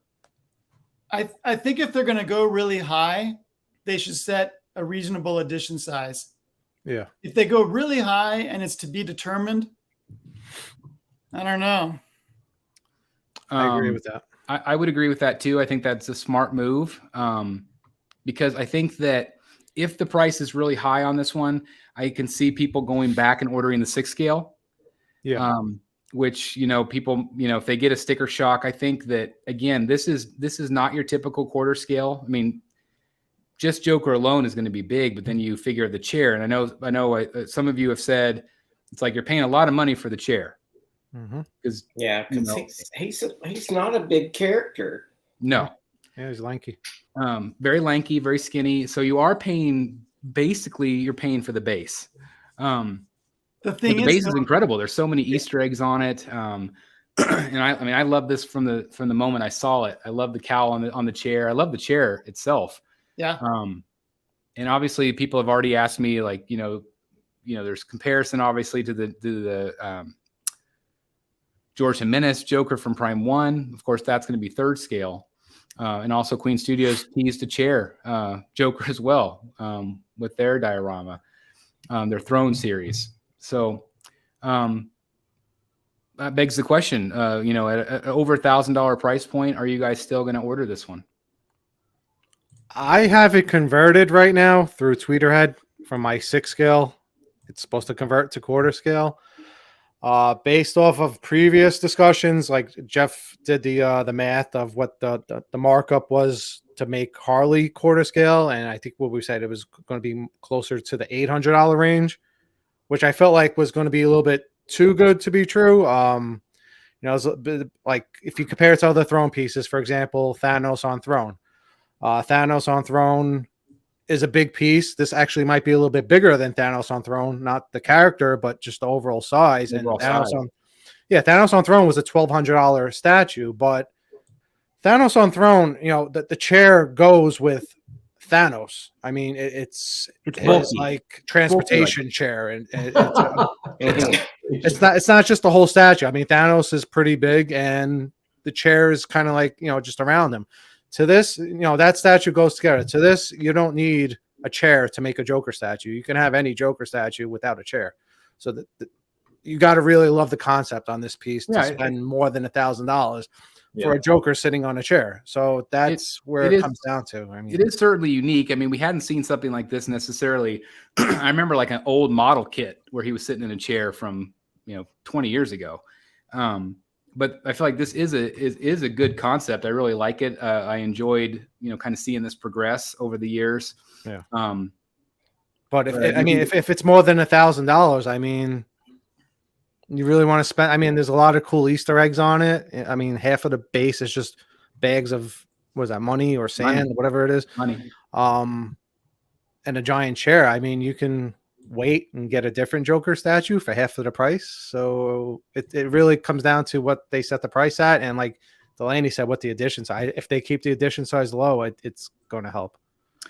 Chad did reach out to me and said that Tweeterhead customers, if you're wanting to convert, you need to email joker@tweeterhead.com, and the Sideshow customers will need to email their support team at Sideshow. But again, that email is joker@tweeterhead.com. If you're wanting to convert when it goes up on sale tomorrow. So one thing that's kind of a bummer is if you canceled the 1/6 because you wanted the 1/4, then you gave up your opportunity to get the exclusive of the 1/6 if now you want to go back because the 1/4 might be too expensive for you. Correct. So now the only way to get the exclusive is to order the 1/4, because they decided to give the 1/4 all of the exclusive parts, which I kind of wish they hadn't done. That's a good point. So again, I'm going to go back to my question. Are any of you ordering this? I have it on order. I don't know if I'm going to cancel it yet. What's keeping me on board with this right now is I love the chair, but what pushes it on top to me is the Batman cowl. I love how the Batman cowl just drapes over the chair.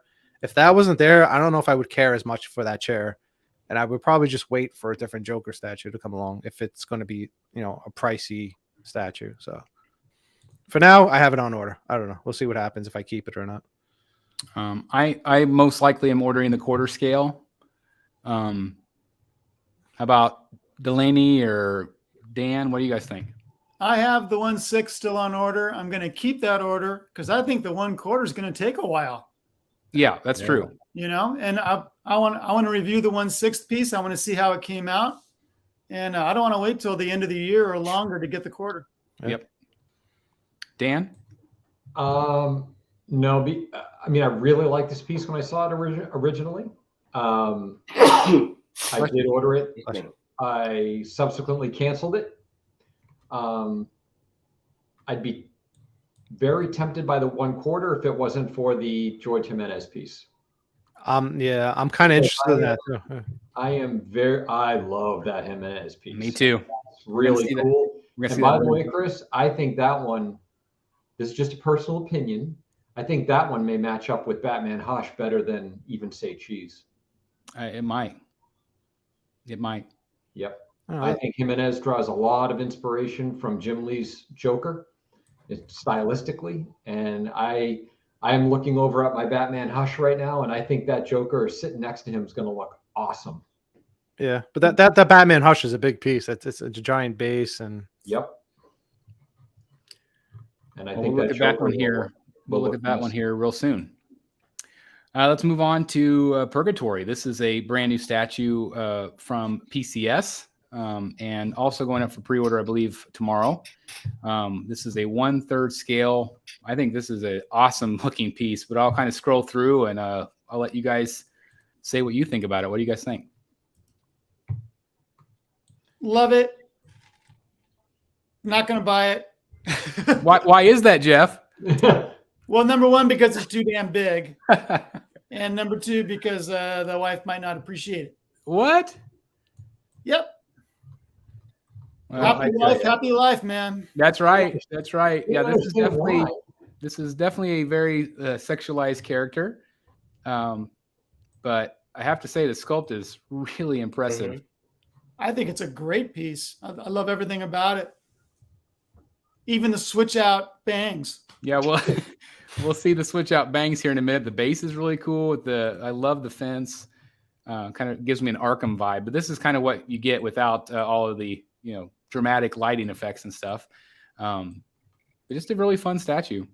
It's going to be gigantic. Gigantic. Again, Oh, third yeah. scale. It's like 33 high and 33 wide. Crazy. Dang. Yeah. That's massive. Them wings that's a shelf killer. yeah. This, of course, goes with the Vampirilla. And what was the second one they did? Lady Death. Yeah, thank you, Lady Death. Great base. Yeah, they're going to do well with this one, I think. I think so too. Again, beautiful portrait. Beautiful sculpted body, and the wings are incredible. Again, I just think it's a home run for them. I think this will be very popular. Again, it might not be for everybody's living room. It's a big And piece. it's an older sculpt. Mark Newman sculpted it some time ago, and Really they're now producing it. Yeah. interesting. Again, just really well sculpted. What's not to like? So this is the regular bangs that Those are the nighttime formal. It's bangs.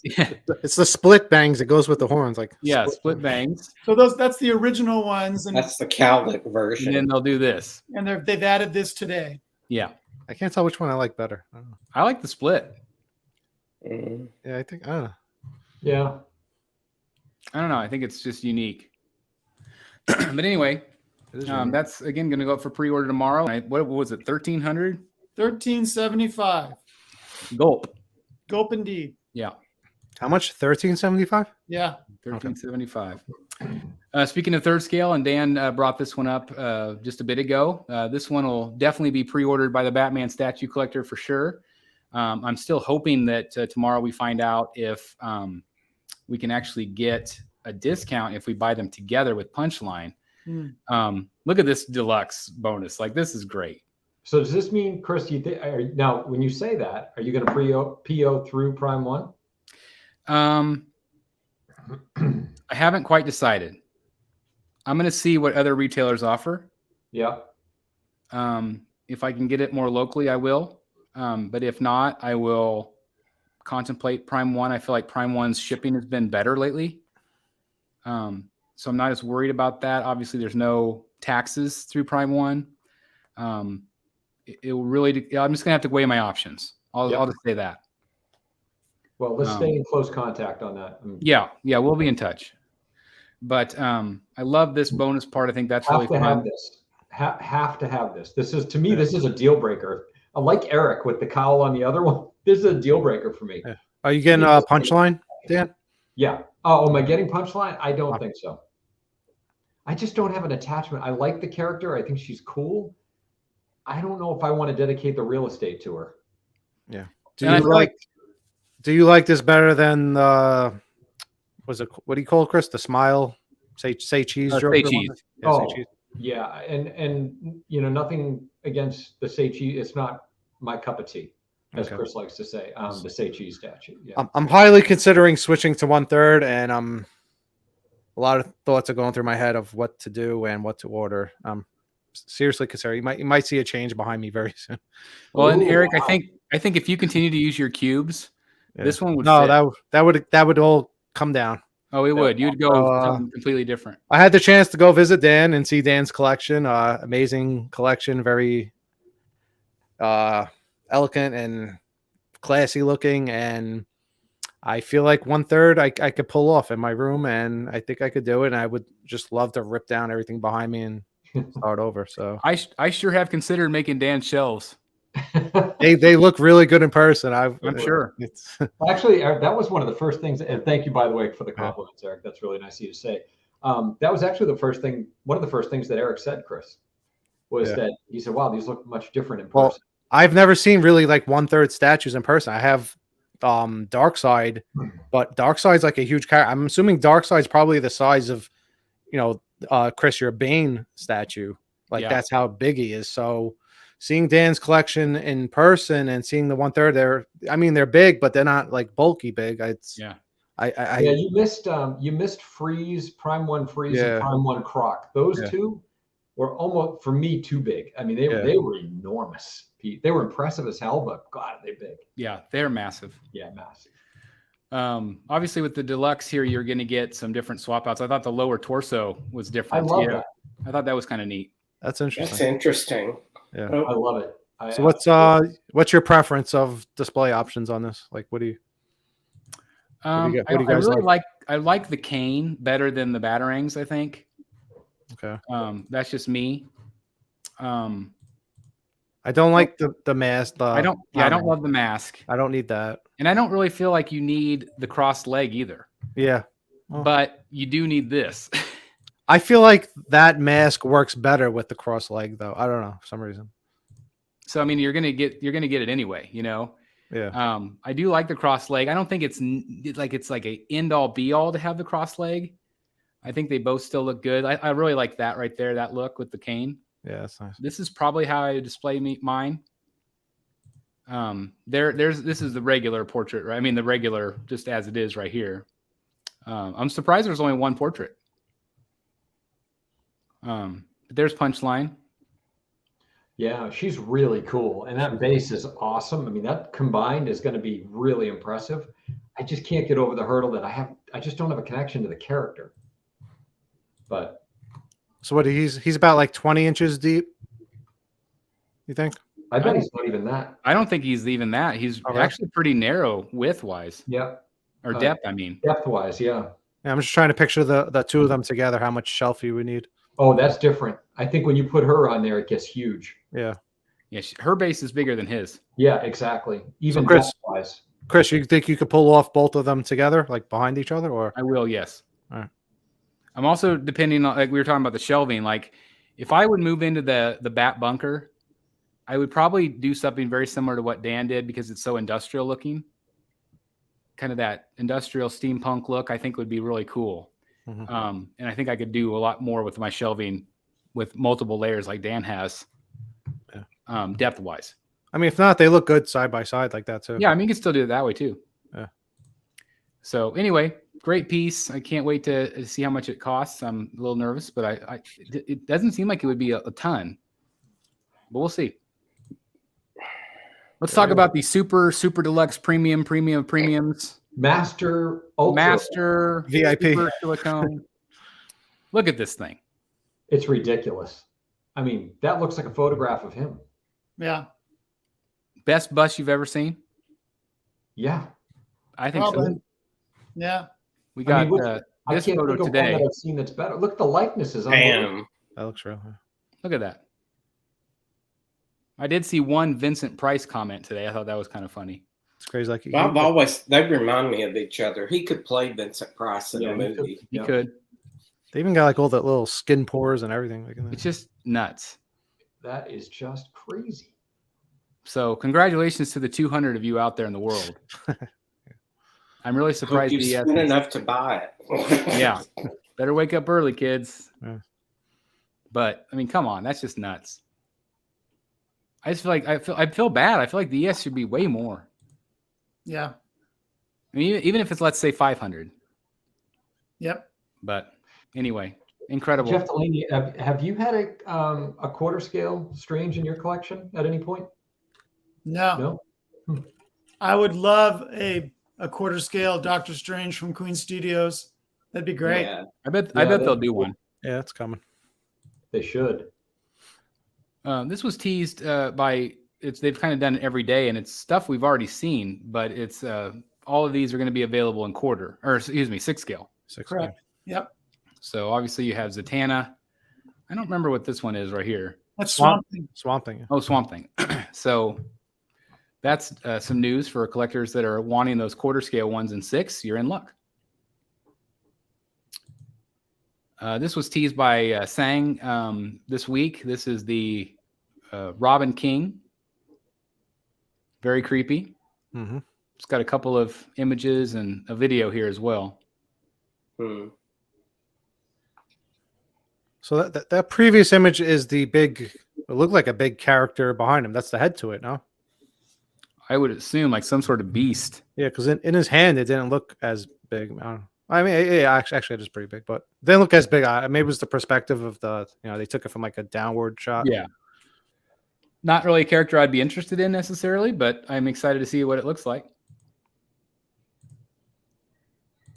It looks accurate to the comic. Yeah.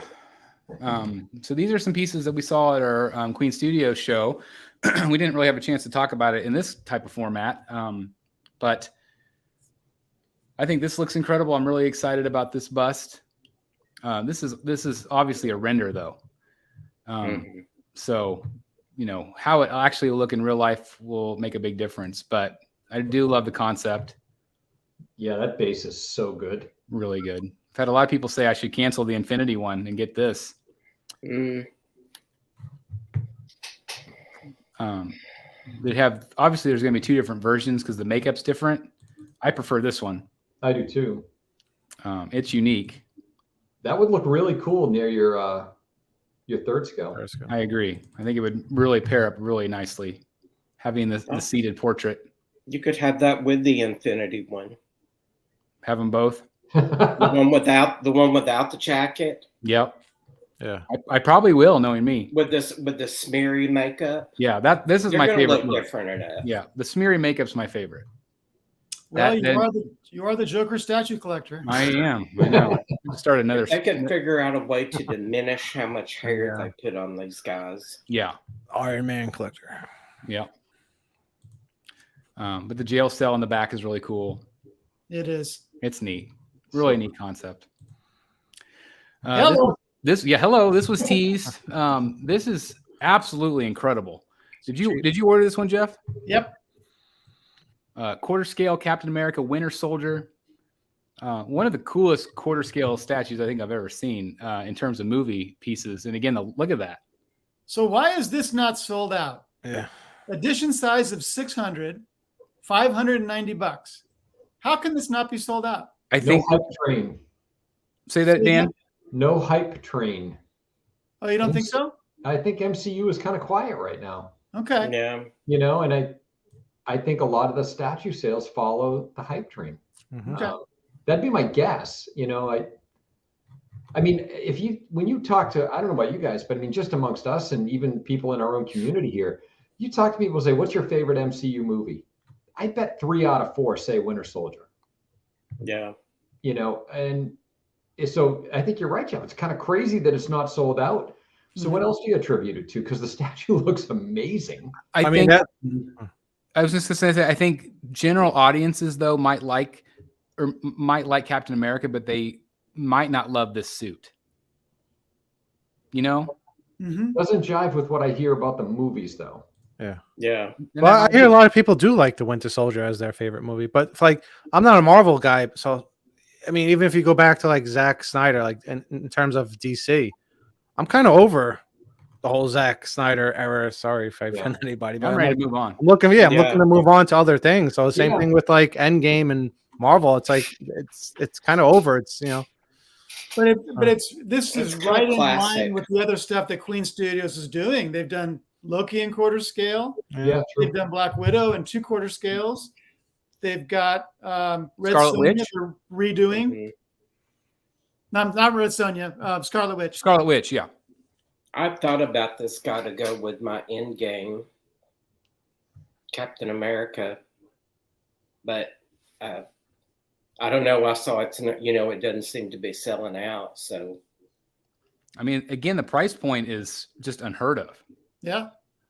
there's a little bit. There's a few things on the suit that bothered me, but it's the shoulder.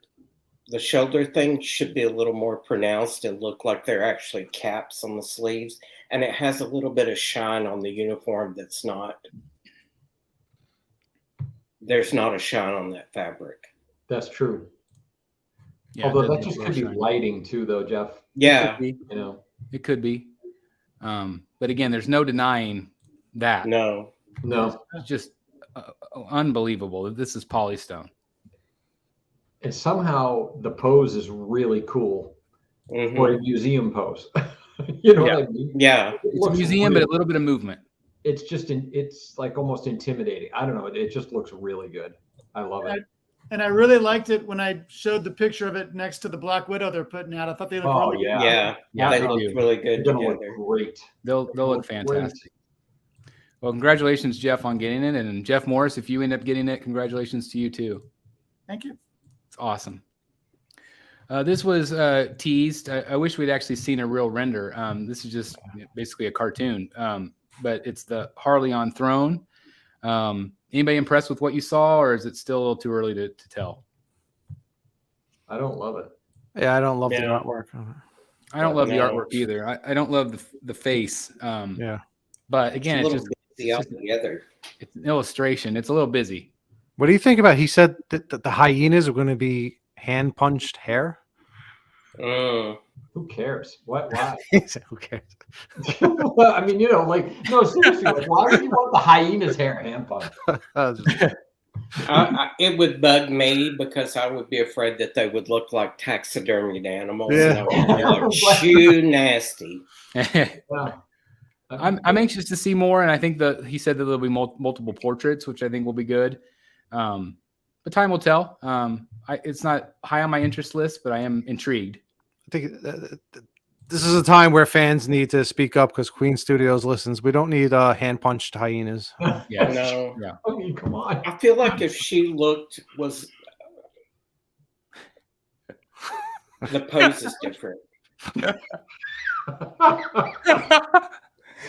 We need a T-shirt. Hand punched hyenas. This is a family show. We don't need hand punched hyenas. No, Oh, it's too funny. with real yak hair. Yeah, real yak hair, Chewbacca style. Let's move on to this one. This was another one that was teased. Again, kind of similar to what we saw with the Tweeterhead piece earlier. What'd you say, Dan? Very. I mean, to the point, are they just talking to each other or what? I mean, I don't know. Somebody's copying off of somebody's notebook. Yeah, right. Exactly. Yeah, I would And why imagine. Christmas lights. Yeah, it's got lights. Mm. Look at Batman's face. I think this might be like a big mirror, Is that what it is? I don't. Looks like a curtain. like a curtain with a mirror, maybe a doorway. I'm not sure. I mean, You see Batman's face on top? yeah. Yeah. So again, it looks like the Batman cowl. A severed head on a, like they mounted Batman's head on a thing in a trophy room. Do you remember that cover? What cover is that, Jeff Delaney, with all the villains' heads on the mantle or on the wall? There's a Marvel cover like that. What was it? I'm not sure. There's a classic DC cover like that. So yeah, even the pose on the Joker, the way he's laying in the chair is very similar. Exactly. So I was really intrigued, but also really kind of shocked when we saw this one because I'm like, whoa, we've seen this one before. He's shooting himself in the leg. Yeah. This was also teased. This is a quarter scale death metal Batman. So this one might be pretty popular among fans. That looks crazy. No, that's going to be a gigantic piece too, no? Yeah. Mhm. I don't think it'll be as big as White Knight, but it'll certainly be big. It'll be big. Yeah. Yeah, that's cool. This got some attention also, the Superman life-size bust. Some people have thought maybe the hair is a little bit funky, but I think a lot of people would prefer this one actually over the Infinity Studios that they tease with the black costume. But I do think the likeness is good. I do too. I think it looks really good. Yeah, I think it looks great. I think this one will be very popular. Yeah, I agree. I love it, but it's going to be too expensive for me. Is it going to be a diamond level premium? Well, it's silicone skin and rooted hair, so it's going to be triple at special. least $4,000. Yeah, time will tell. Well, that's halfway to diamond level. If you Yes, it is.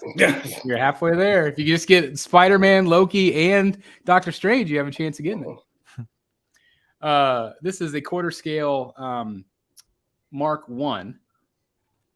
I think I incorrectly said this was Ironmonger. It's not. It is Mark 1 in quarter scale. So I don't know where these photos come from. Obviously, somebody has access to this amazing Queen Studios room with all the prototypes. But I think this one will be popular among quarter scale collectors. If this one's a reasonable price, I'm going to buy this one. That's cool. Really?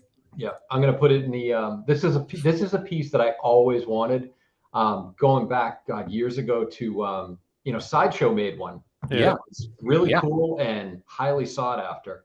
I just couldn't pull the trigger on the price that was being asked a few years back. But I keep down in my workshop area, my garage, I have the Iron Man Mark II maquette from Sideshow. Nice. And I would put this one down there with him. That'd be cool. I love it. I love it. Looks great to me. Yeah. Yep. This was also teased kind of weirdly, to put it mildly. Like I think this concept, Batfleck evolution.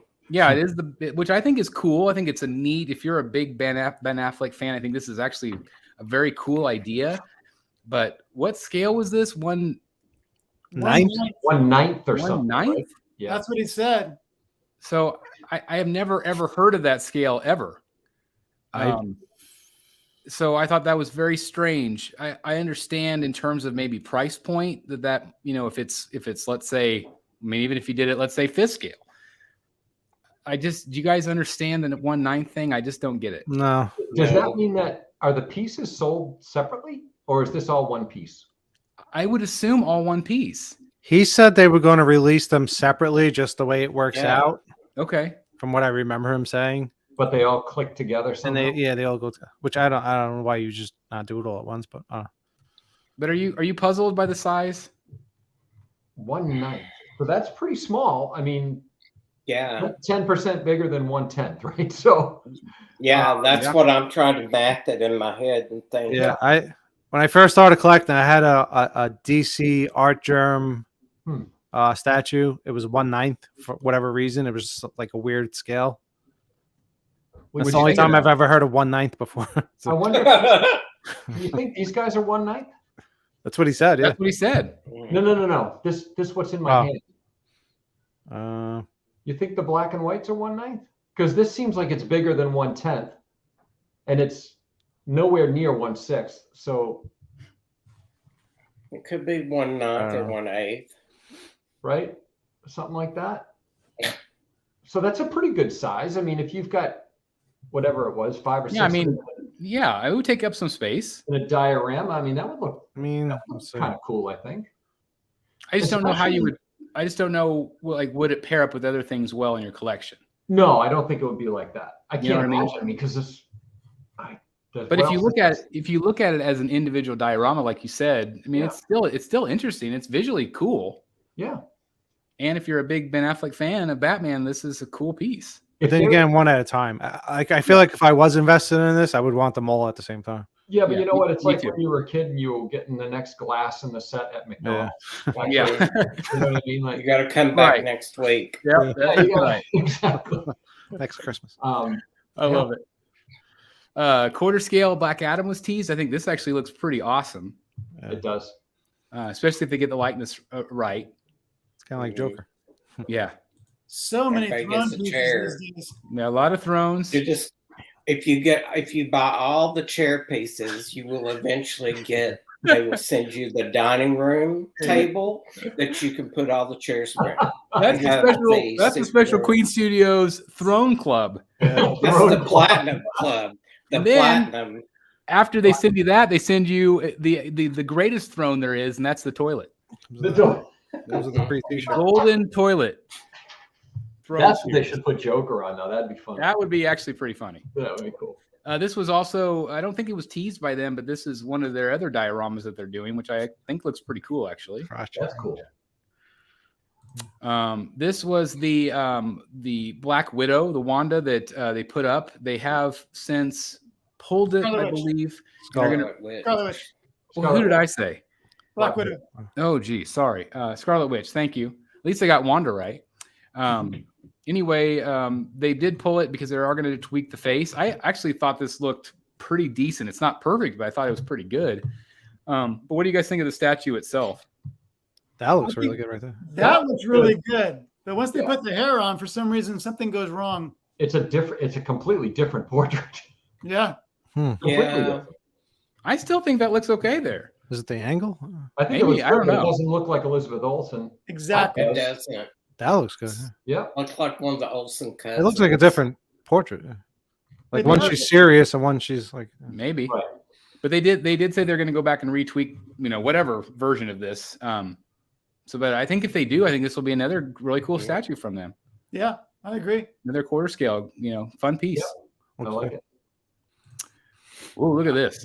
This thing, oh my God. I love this portrait. Totally love it. This is from PCS, third scale, right? Yeah. I have no connection to the character at all, but I love this portrait. Terrifying. Yeah, that's pretty crazy. It's so cool. Is it a Very cool. vampire? I have no idea. It's Mortal Kombat. Mortal Kombat. Ah, okay. Crazy portrait. Yeah. This was revealed by Queen Studios today and in art, working on the 6 scale Gandalf. I think he looks pretty awesome. Yeah. Yeah. I like that they're trying to get the paintbrush right in between all those little hairs to get to the Yeah. mouth. But I It think looks this. like it's photoshopped. Like the actor is actually like looks like a photograph of the actor too. That's Yeah. They So, I shrunk mean- Ian McKellen. Yeah, they did. cool. And again, I just feel like this is going to be some pretty good 6 scale competition from them. Yeah, Yeah. I think so too. This was also revealed by PCS. They've obviously done an Undertaker that we've talked about here on the show, but this is the more modern Undertaker. I think the likeness looks pretty good here as well. So obviously a lot of Undertaker fans out there, and this one's going to go up for pre-order here soon at quarter scale. But cool piece. Look at this one, Dan. So this is the White Knight Joker teased. I've actually seen a little bit more. I shared it with the Rogues. But this one will be hopefully shown soon. But this, of course, will complement the bike. Dan, what are you thinking so far? Oh, it looks awesome. I love it. I love that the base is a perfect complement to the motorcycle piece. Yeah. It looks super accurate to the cover. And yeah, I love it. This will be a day one. Yeah. As soon as it's available. Yep. Me too. Cool piece. This was also that great piece from XM. And this was just Aang showing off some of the updated paint work on her. Wow. I love this statue. I think it's Yeah, that phenomenal. looks, That's cool. Love the Only making- wings. Only making 495 of them. Yeah, great ES. I love this kind of art. I wish I collected these type of things, but Yeah. like the Red Sonja type characters, I love them. yeah. It's tall too with those wings. I think it's over Yeah, 30 inches. super tall. Great base, but I think they were specifically painting up the base a little differently. I just think she looks great. Look at that. Yep. Awesome. This was another character that Sang was teasing, and I don't know who this is. Can't remember what series this is from. Not comic, I don't think. It's oh crap. This kind of looks like cyberpunk. I think it's the same as from Angelus. I think the same Oh, as is it? same as the last one. Oh, okay. It's Same. the top cow. Okay. Oh, yeah. I think you're right. Yeah. The chat's saying Aphrodite. Is that all right? Maybe. Maybe so. Aphrodite. Aphrodite. Aphrodite. Sorry. So anyway, just kind of teased, but it looks good. This was also teased today. I'm not familiar with this character, but he is on a horse. But it was actually revealed some time ago. That's cool.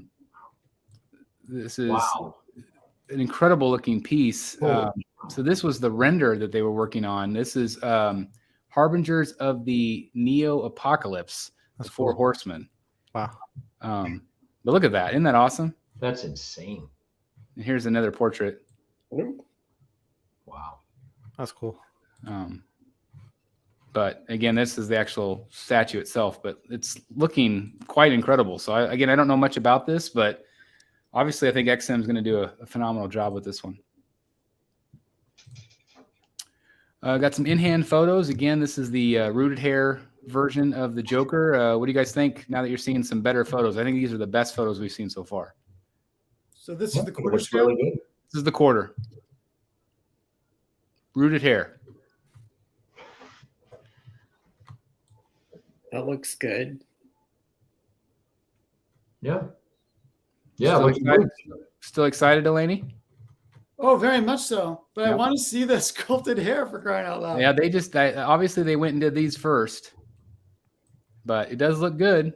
The hair looked interesting because it looked, in the movie, not all of his hair had the green on it. You could see Right. some blonde or brown Got in the it. brown under there. And you could see the profile picture.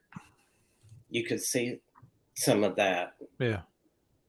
Yeah, I think they did a really good job on the portrait, the face. Mhm. There has been some critique about Queen Studios maybe doing a little thick on the makeup. I do agree with that. That picture also looks like it's oversaturated too, Chris. Yeah. I agree, Yeah. and that's the thing is it's so hard to capture these sometimes.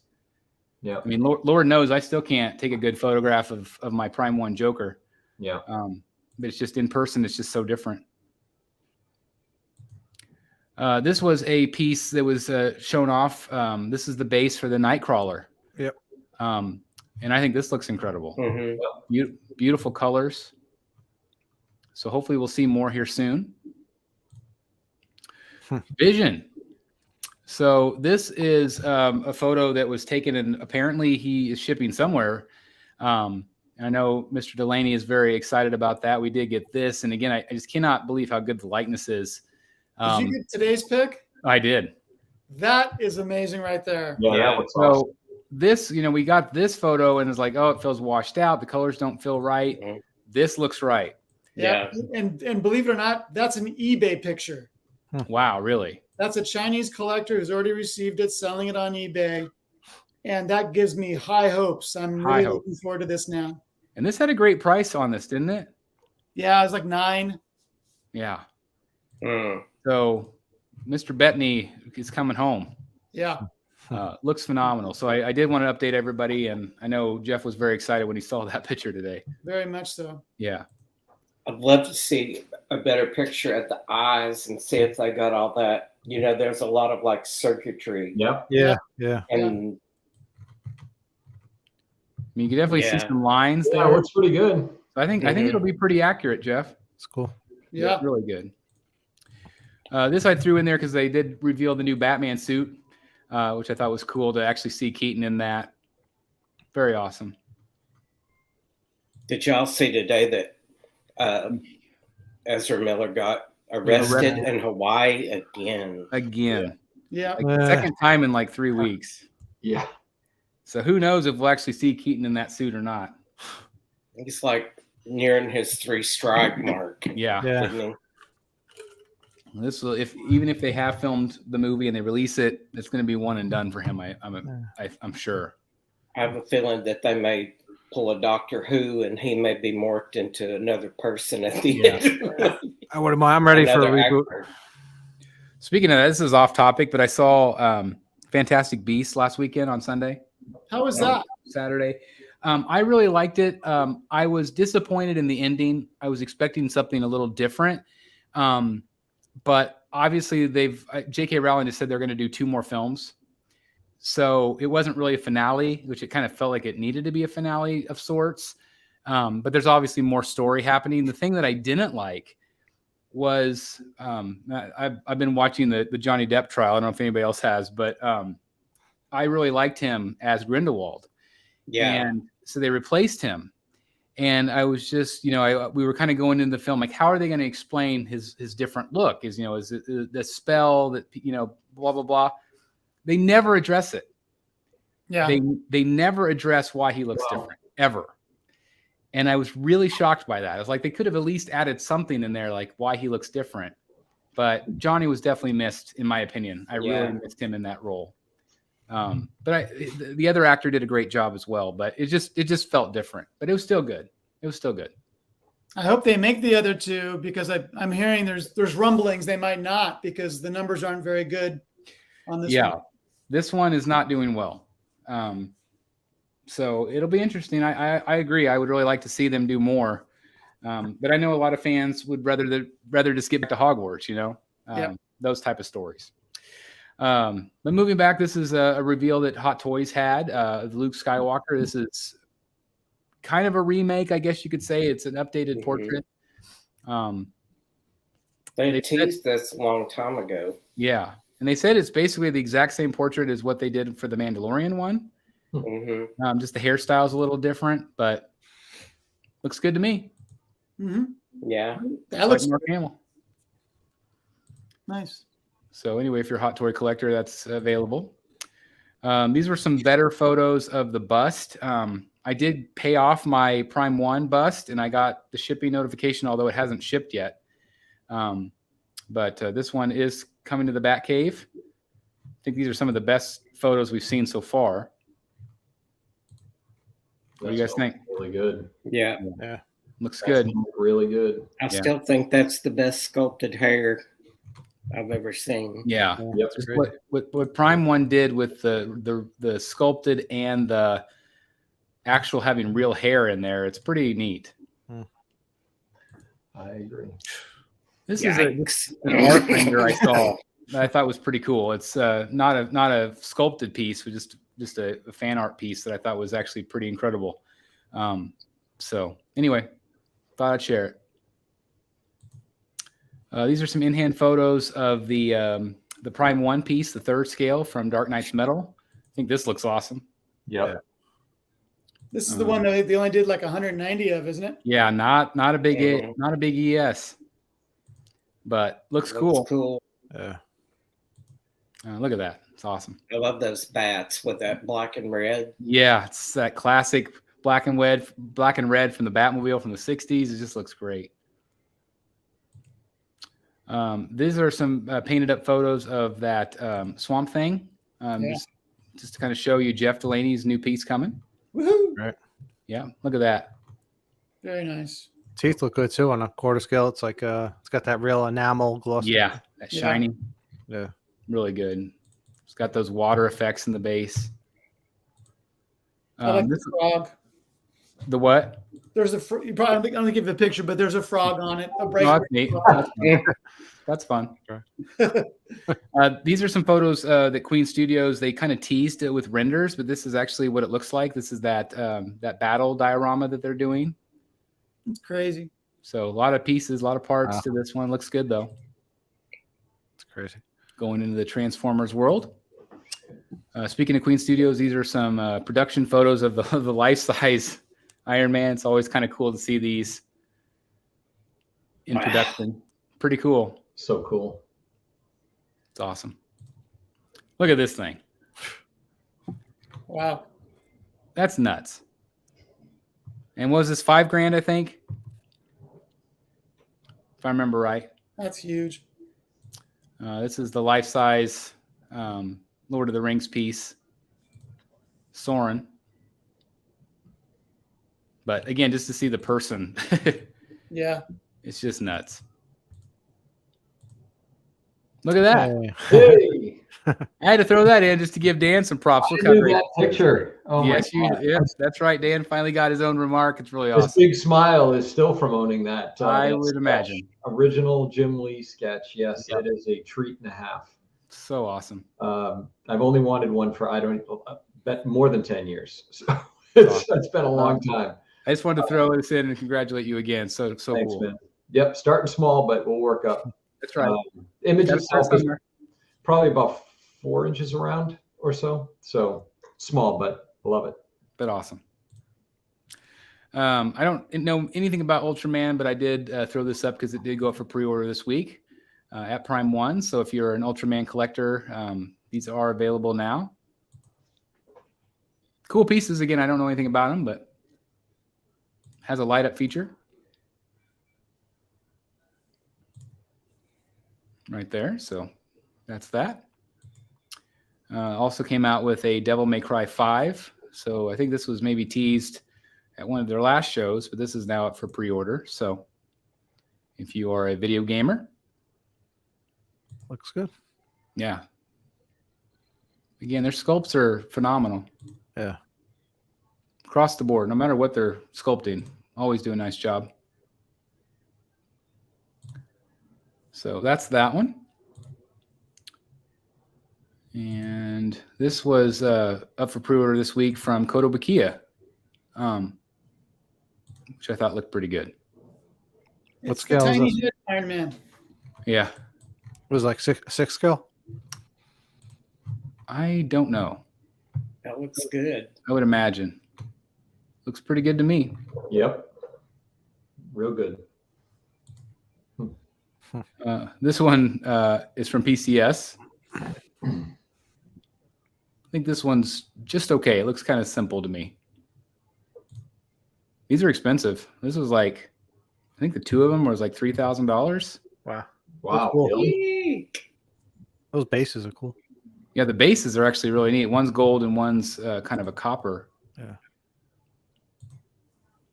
But lots of Wow. detail. It kind of reminds me of the Thor base a little. That's awesome. But Their artist signed, or is that the signature of the actor? it looks like a sticker, so I don't know if it actually is signed. Oh, okay. Oh, I think this is actually maybe signed. Maybe it's a signature series. What did I say? 1 of 50? Yeah. Yeah, Wow. limited edition. I think the Oh, that's pairing, what they have, 50. Huh. whenever you buy the two. It's a giant 50 on the screen. Yeah. You have that, and then you have, I like this red version a little bit better.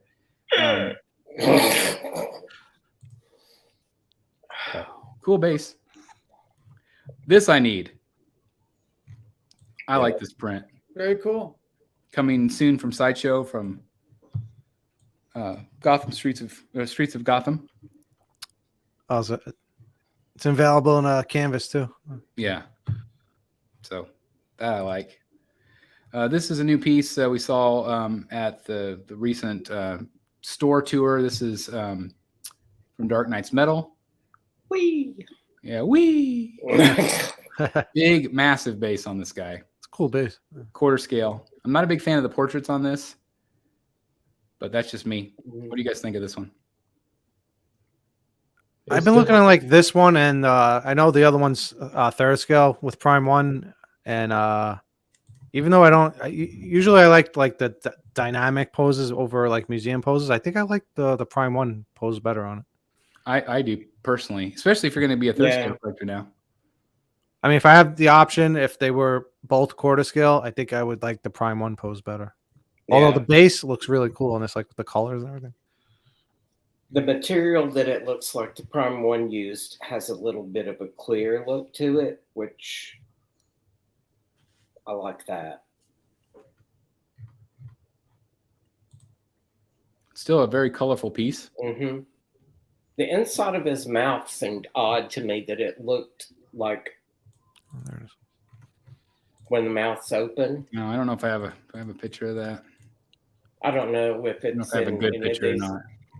but it looked really pink and like a normal color. Yeah. Where it seemed like it looked out of, for him to look so kind of like gray and ashy dead. Yeah. It's too pink. Yeah. Yeah, I see that. I threw this in here because the Prime 1 teaser for Saturday night had this particular logo. Yeah. And so this is what we believe will be shown. Yeah, we couldn't. I mean, so the community couldn't find that emblem anywhere else. This is like the only emblem it matched was this Wow. piece, which is crazy because And it it's matches perfectly. huge. Yeah. Yeah. So I could see them doing something like this. I mean, they just did what is it called? The Justice Buster. Yes. And that was a big piece. I mean, this would be like the Justice Buster with giant wings on it. Right. So I think don't that's kind of what they're going for. Oh. So anyway, that'll be interesting to see that piece revealed. Do we know what that's from? It's from the Justice League, the recent Justice League comics. It's called the Okay. Final Suit or the Final Bat Suit or something. You can see the size of it with the, there's the Yeah. flash. So it's a big piece. This was the Queen Studios, the line that they're doing. We already saw Gandalf earlier. They did do a whole lineup plan here. Doctor Strange, Captain America, life-size bust, Thor. So a lot of these we've already seen. Harry Potter life-size bust. That'll be interesting. So anyway, that continues to be their 22 product plan. I've got some breaking news. What do you got? So I've been multitasking while we've been chatting. I've also been chatting with John. Oh, perfect. Videos. And I asked him about those 5 Ben Affleck pieces. Yes. And he said, this is still pending. The Nightmare Batman could be 1/3. Oh, What? that's a big The jump. others are pending approval. If 1/9 isn't approved, some could be 1/3 or 1/4. Wow, Wow. Wow. Still waiting on news for those. that's a big And jump. then I asked him about today's release of the thing about Doctor Strange. And here's what I'm going to read what he said word for word. Yes, we're going to rework this. For the Doctor Strange bust, we're limiting the amount we will make. So we want to give priority to some of the customers who have ordered from us before. The issue we have is that we need to make it fair globally. But US customers have had less opportunities to buy. So we will review and try to find a better workable solution. Okay. They're trying to reward US customers, and that was what they came up with. But obviously it's not working as well as they hope, so they're going to rework it and find a better way to do it. So does it sound like they're going to keep the ES at the same at that 200 mark? He didn't say anything about that. He did add, let's see. As mentioned, because of the lower ES, we do want to give priority to collectors who have ordered a lot of our busts or collectors in the US that ordered the other silicone busts, but doing this in a way that doesn't completely shut out or make other collectors angry. It's a bit of a challenge, but we're working on it. All right. Well, that's good to hear. Yeah. That's good to hear. Some of those Affleck sculpts in 1/4 or 1/3 could be kind of exciting. Yep. Yeah. I mean they're good looking sculpts. Yeah. Wow. So that could be very interesting. And I think maybe just hearing too that like 1/9 is, it's odd and people don't collect that. So It's a giant leap. It's like it is a giant leap. But again, if space is an issue and the whole idea is putting them together, I mean, you can't put all those together at 1/3. I mean, that was the impression I originally had when we had him on the show. It was like normally we would see these pieces larger scale. So I was wondering like maybe if he felt like, because he was saying there's been a lot of delay issues getting these pieces put out. So I was like, I don't know if he feels like let's just scrap them and not do them so large and just put them out smaller just because we already designed them just to get rid of them. Now he's going, I don't know. Now it's like back to the larger. I mean, that's a big leap to go from 9 scale to big change. Even 1/4. Like I was expecting maybe like 6 scale. Like, hey, now they're 6 scale. So I guess we're gonna have to stay tuned. I guess. Yep. And thank you for having that breaking news. I appreciate it. That's fantastic. And again, thanks, John, for always answering the fans and getting back to us. So thank you. I want to thank the 209 people. We are 2 hours, 19 minutes in. Thank you very much for just being here tonight. I want to remind you guys again that we're going to be right back at this Saturday night at 7:45-ish Central Standard Time on Saturday night for the Prime 1 Next Level 4 live reaction show. So these are always so much fun to be able to live react and also, to chat with you guys in the chat. So again, if you're enjoying the show tonight, please join us Saturday night. I think it's going to be a blast. I cannot wait.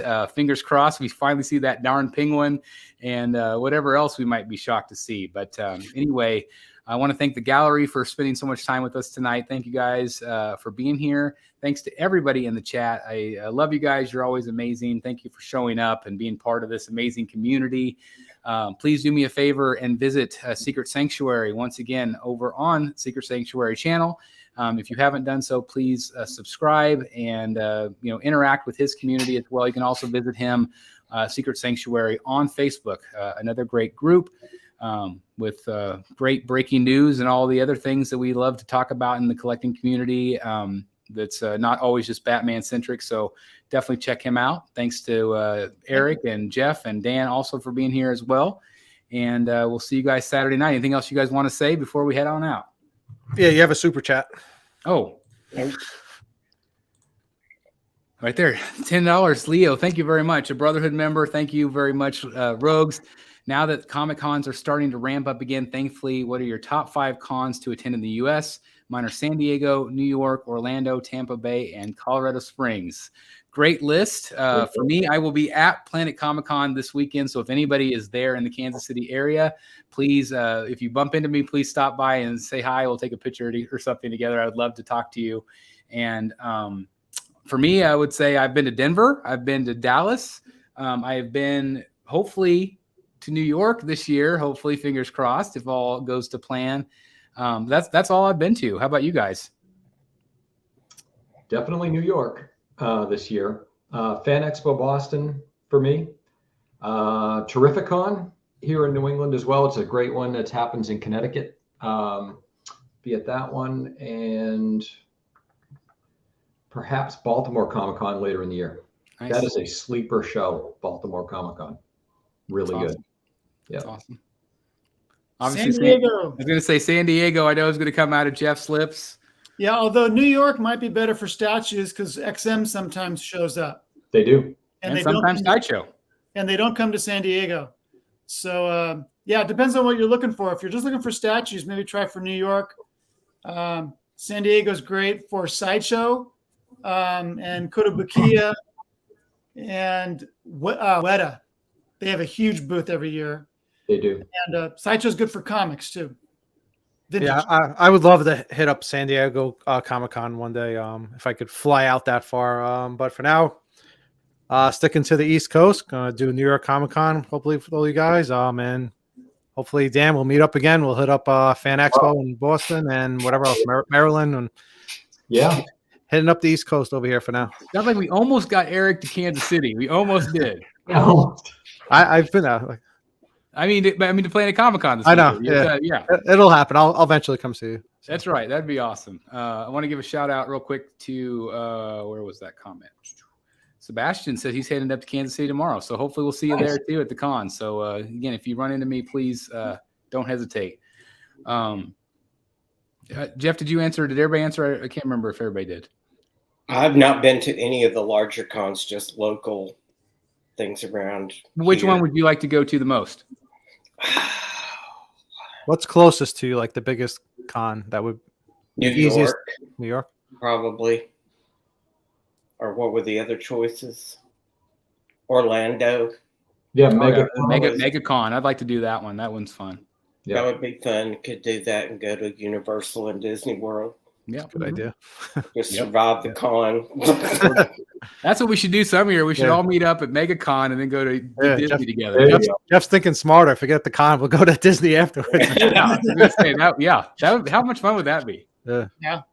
That'd be a lot of fun. And we could stay at the Polynesian in Christmas. I was going to say at that point. So I've got a nice little bungalow for us. That'll be all right.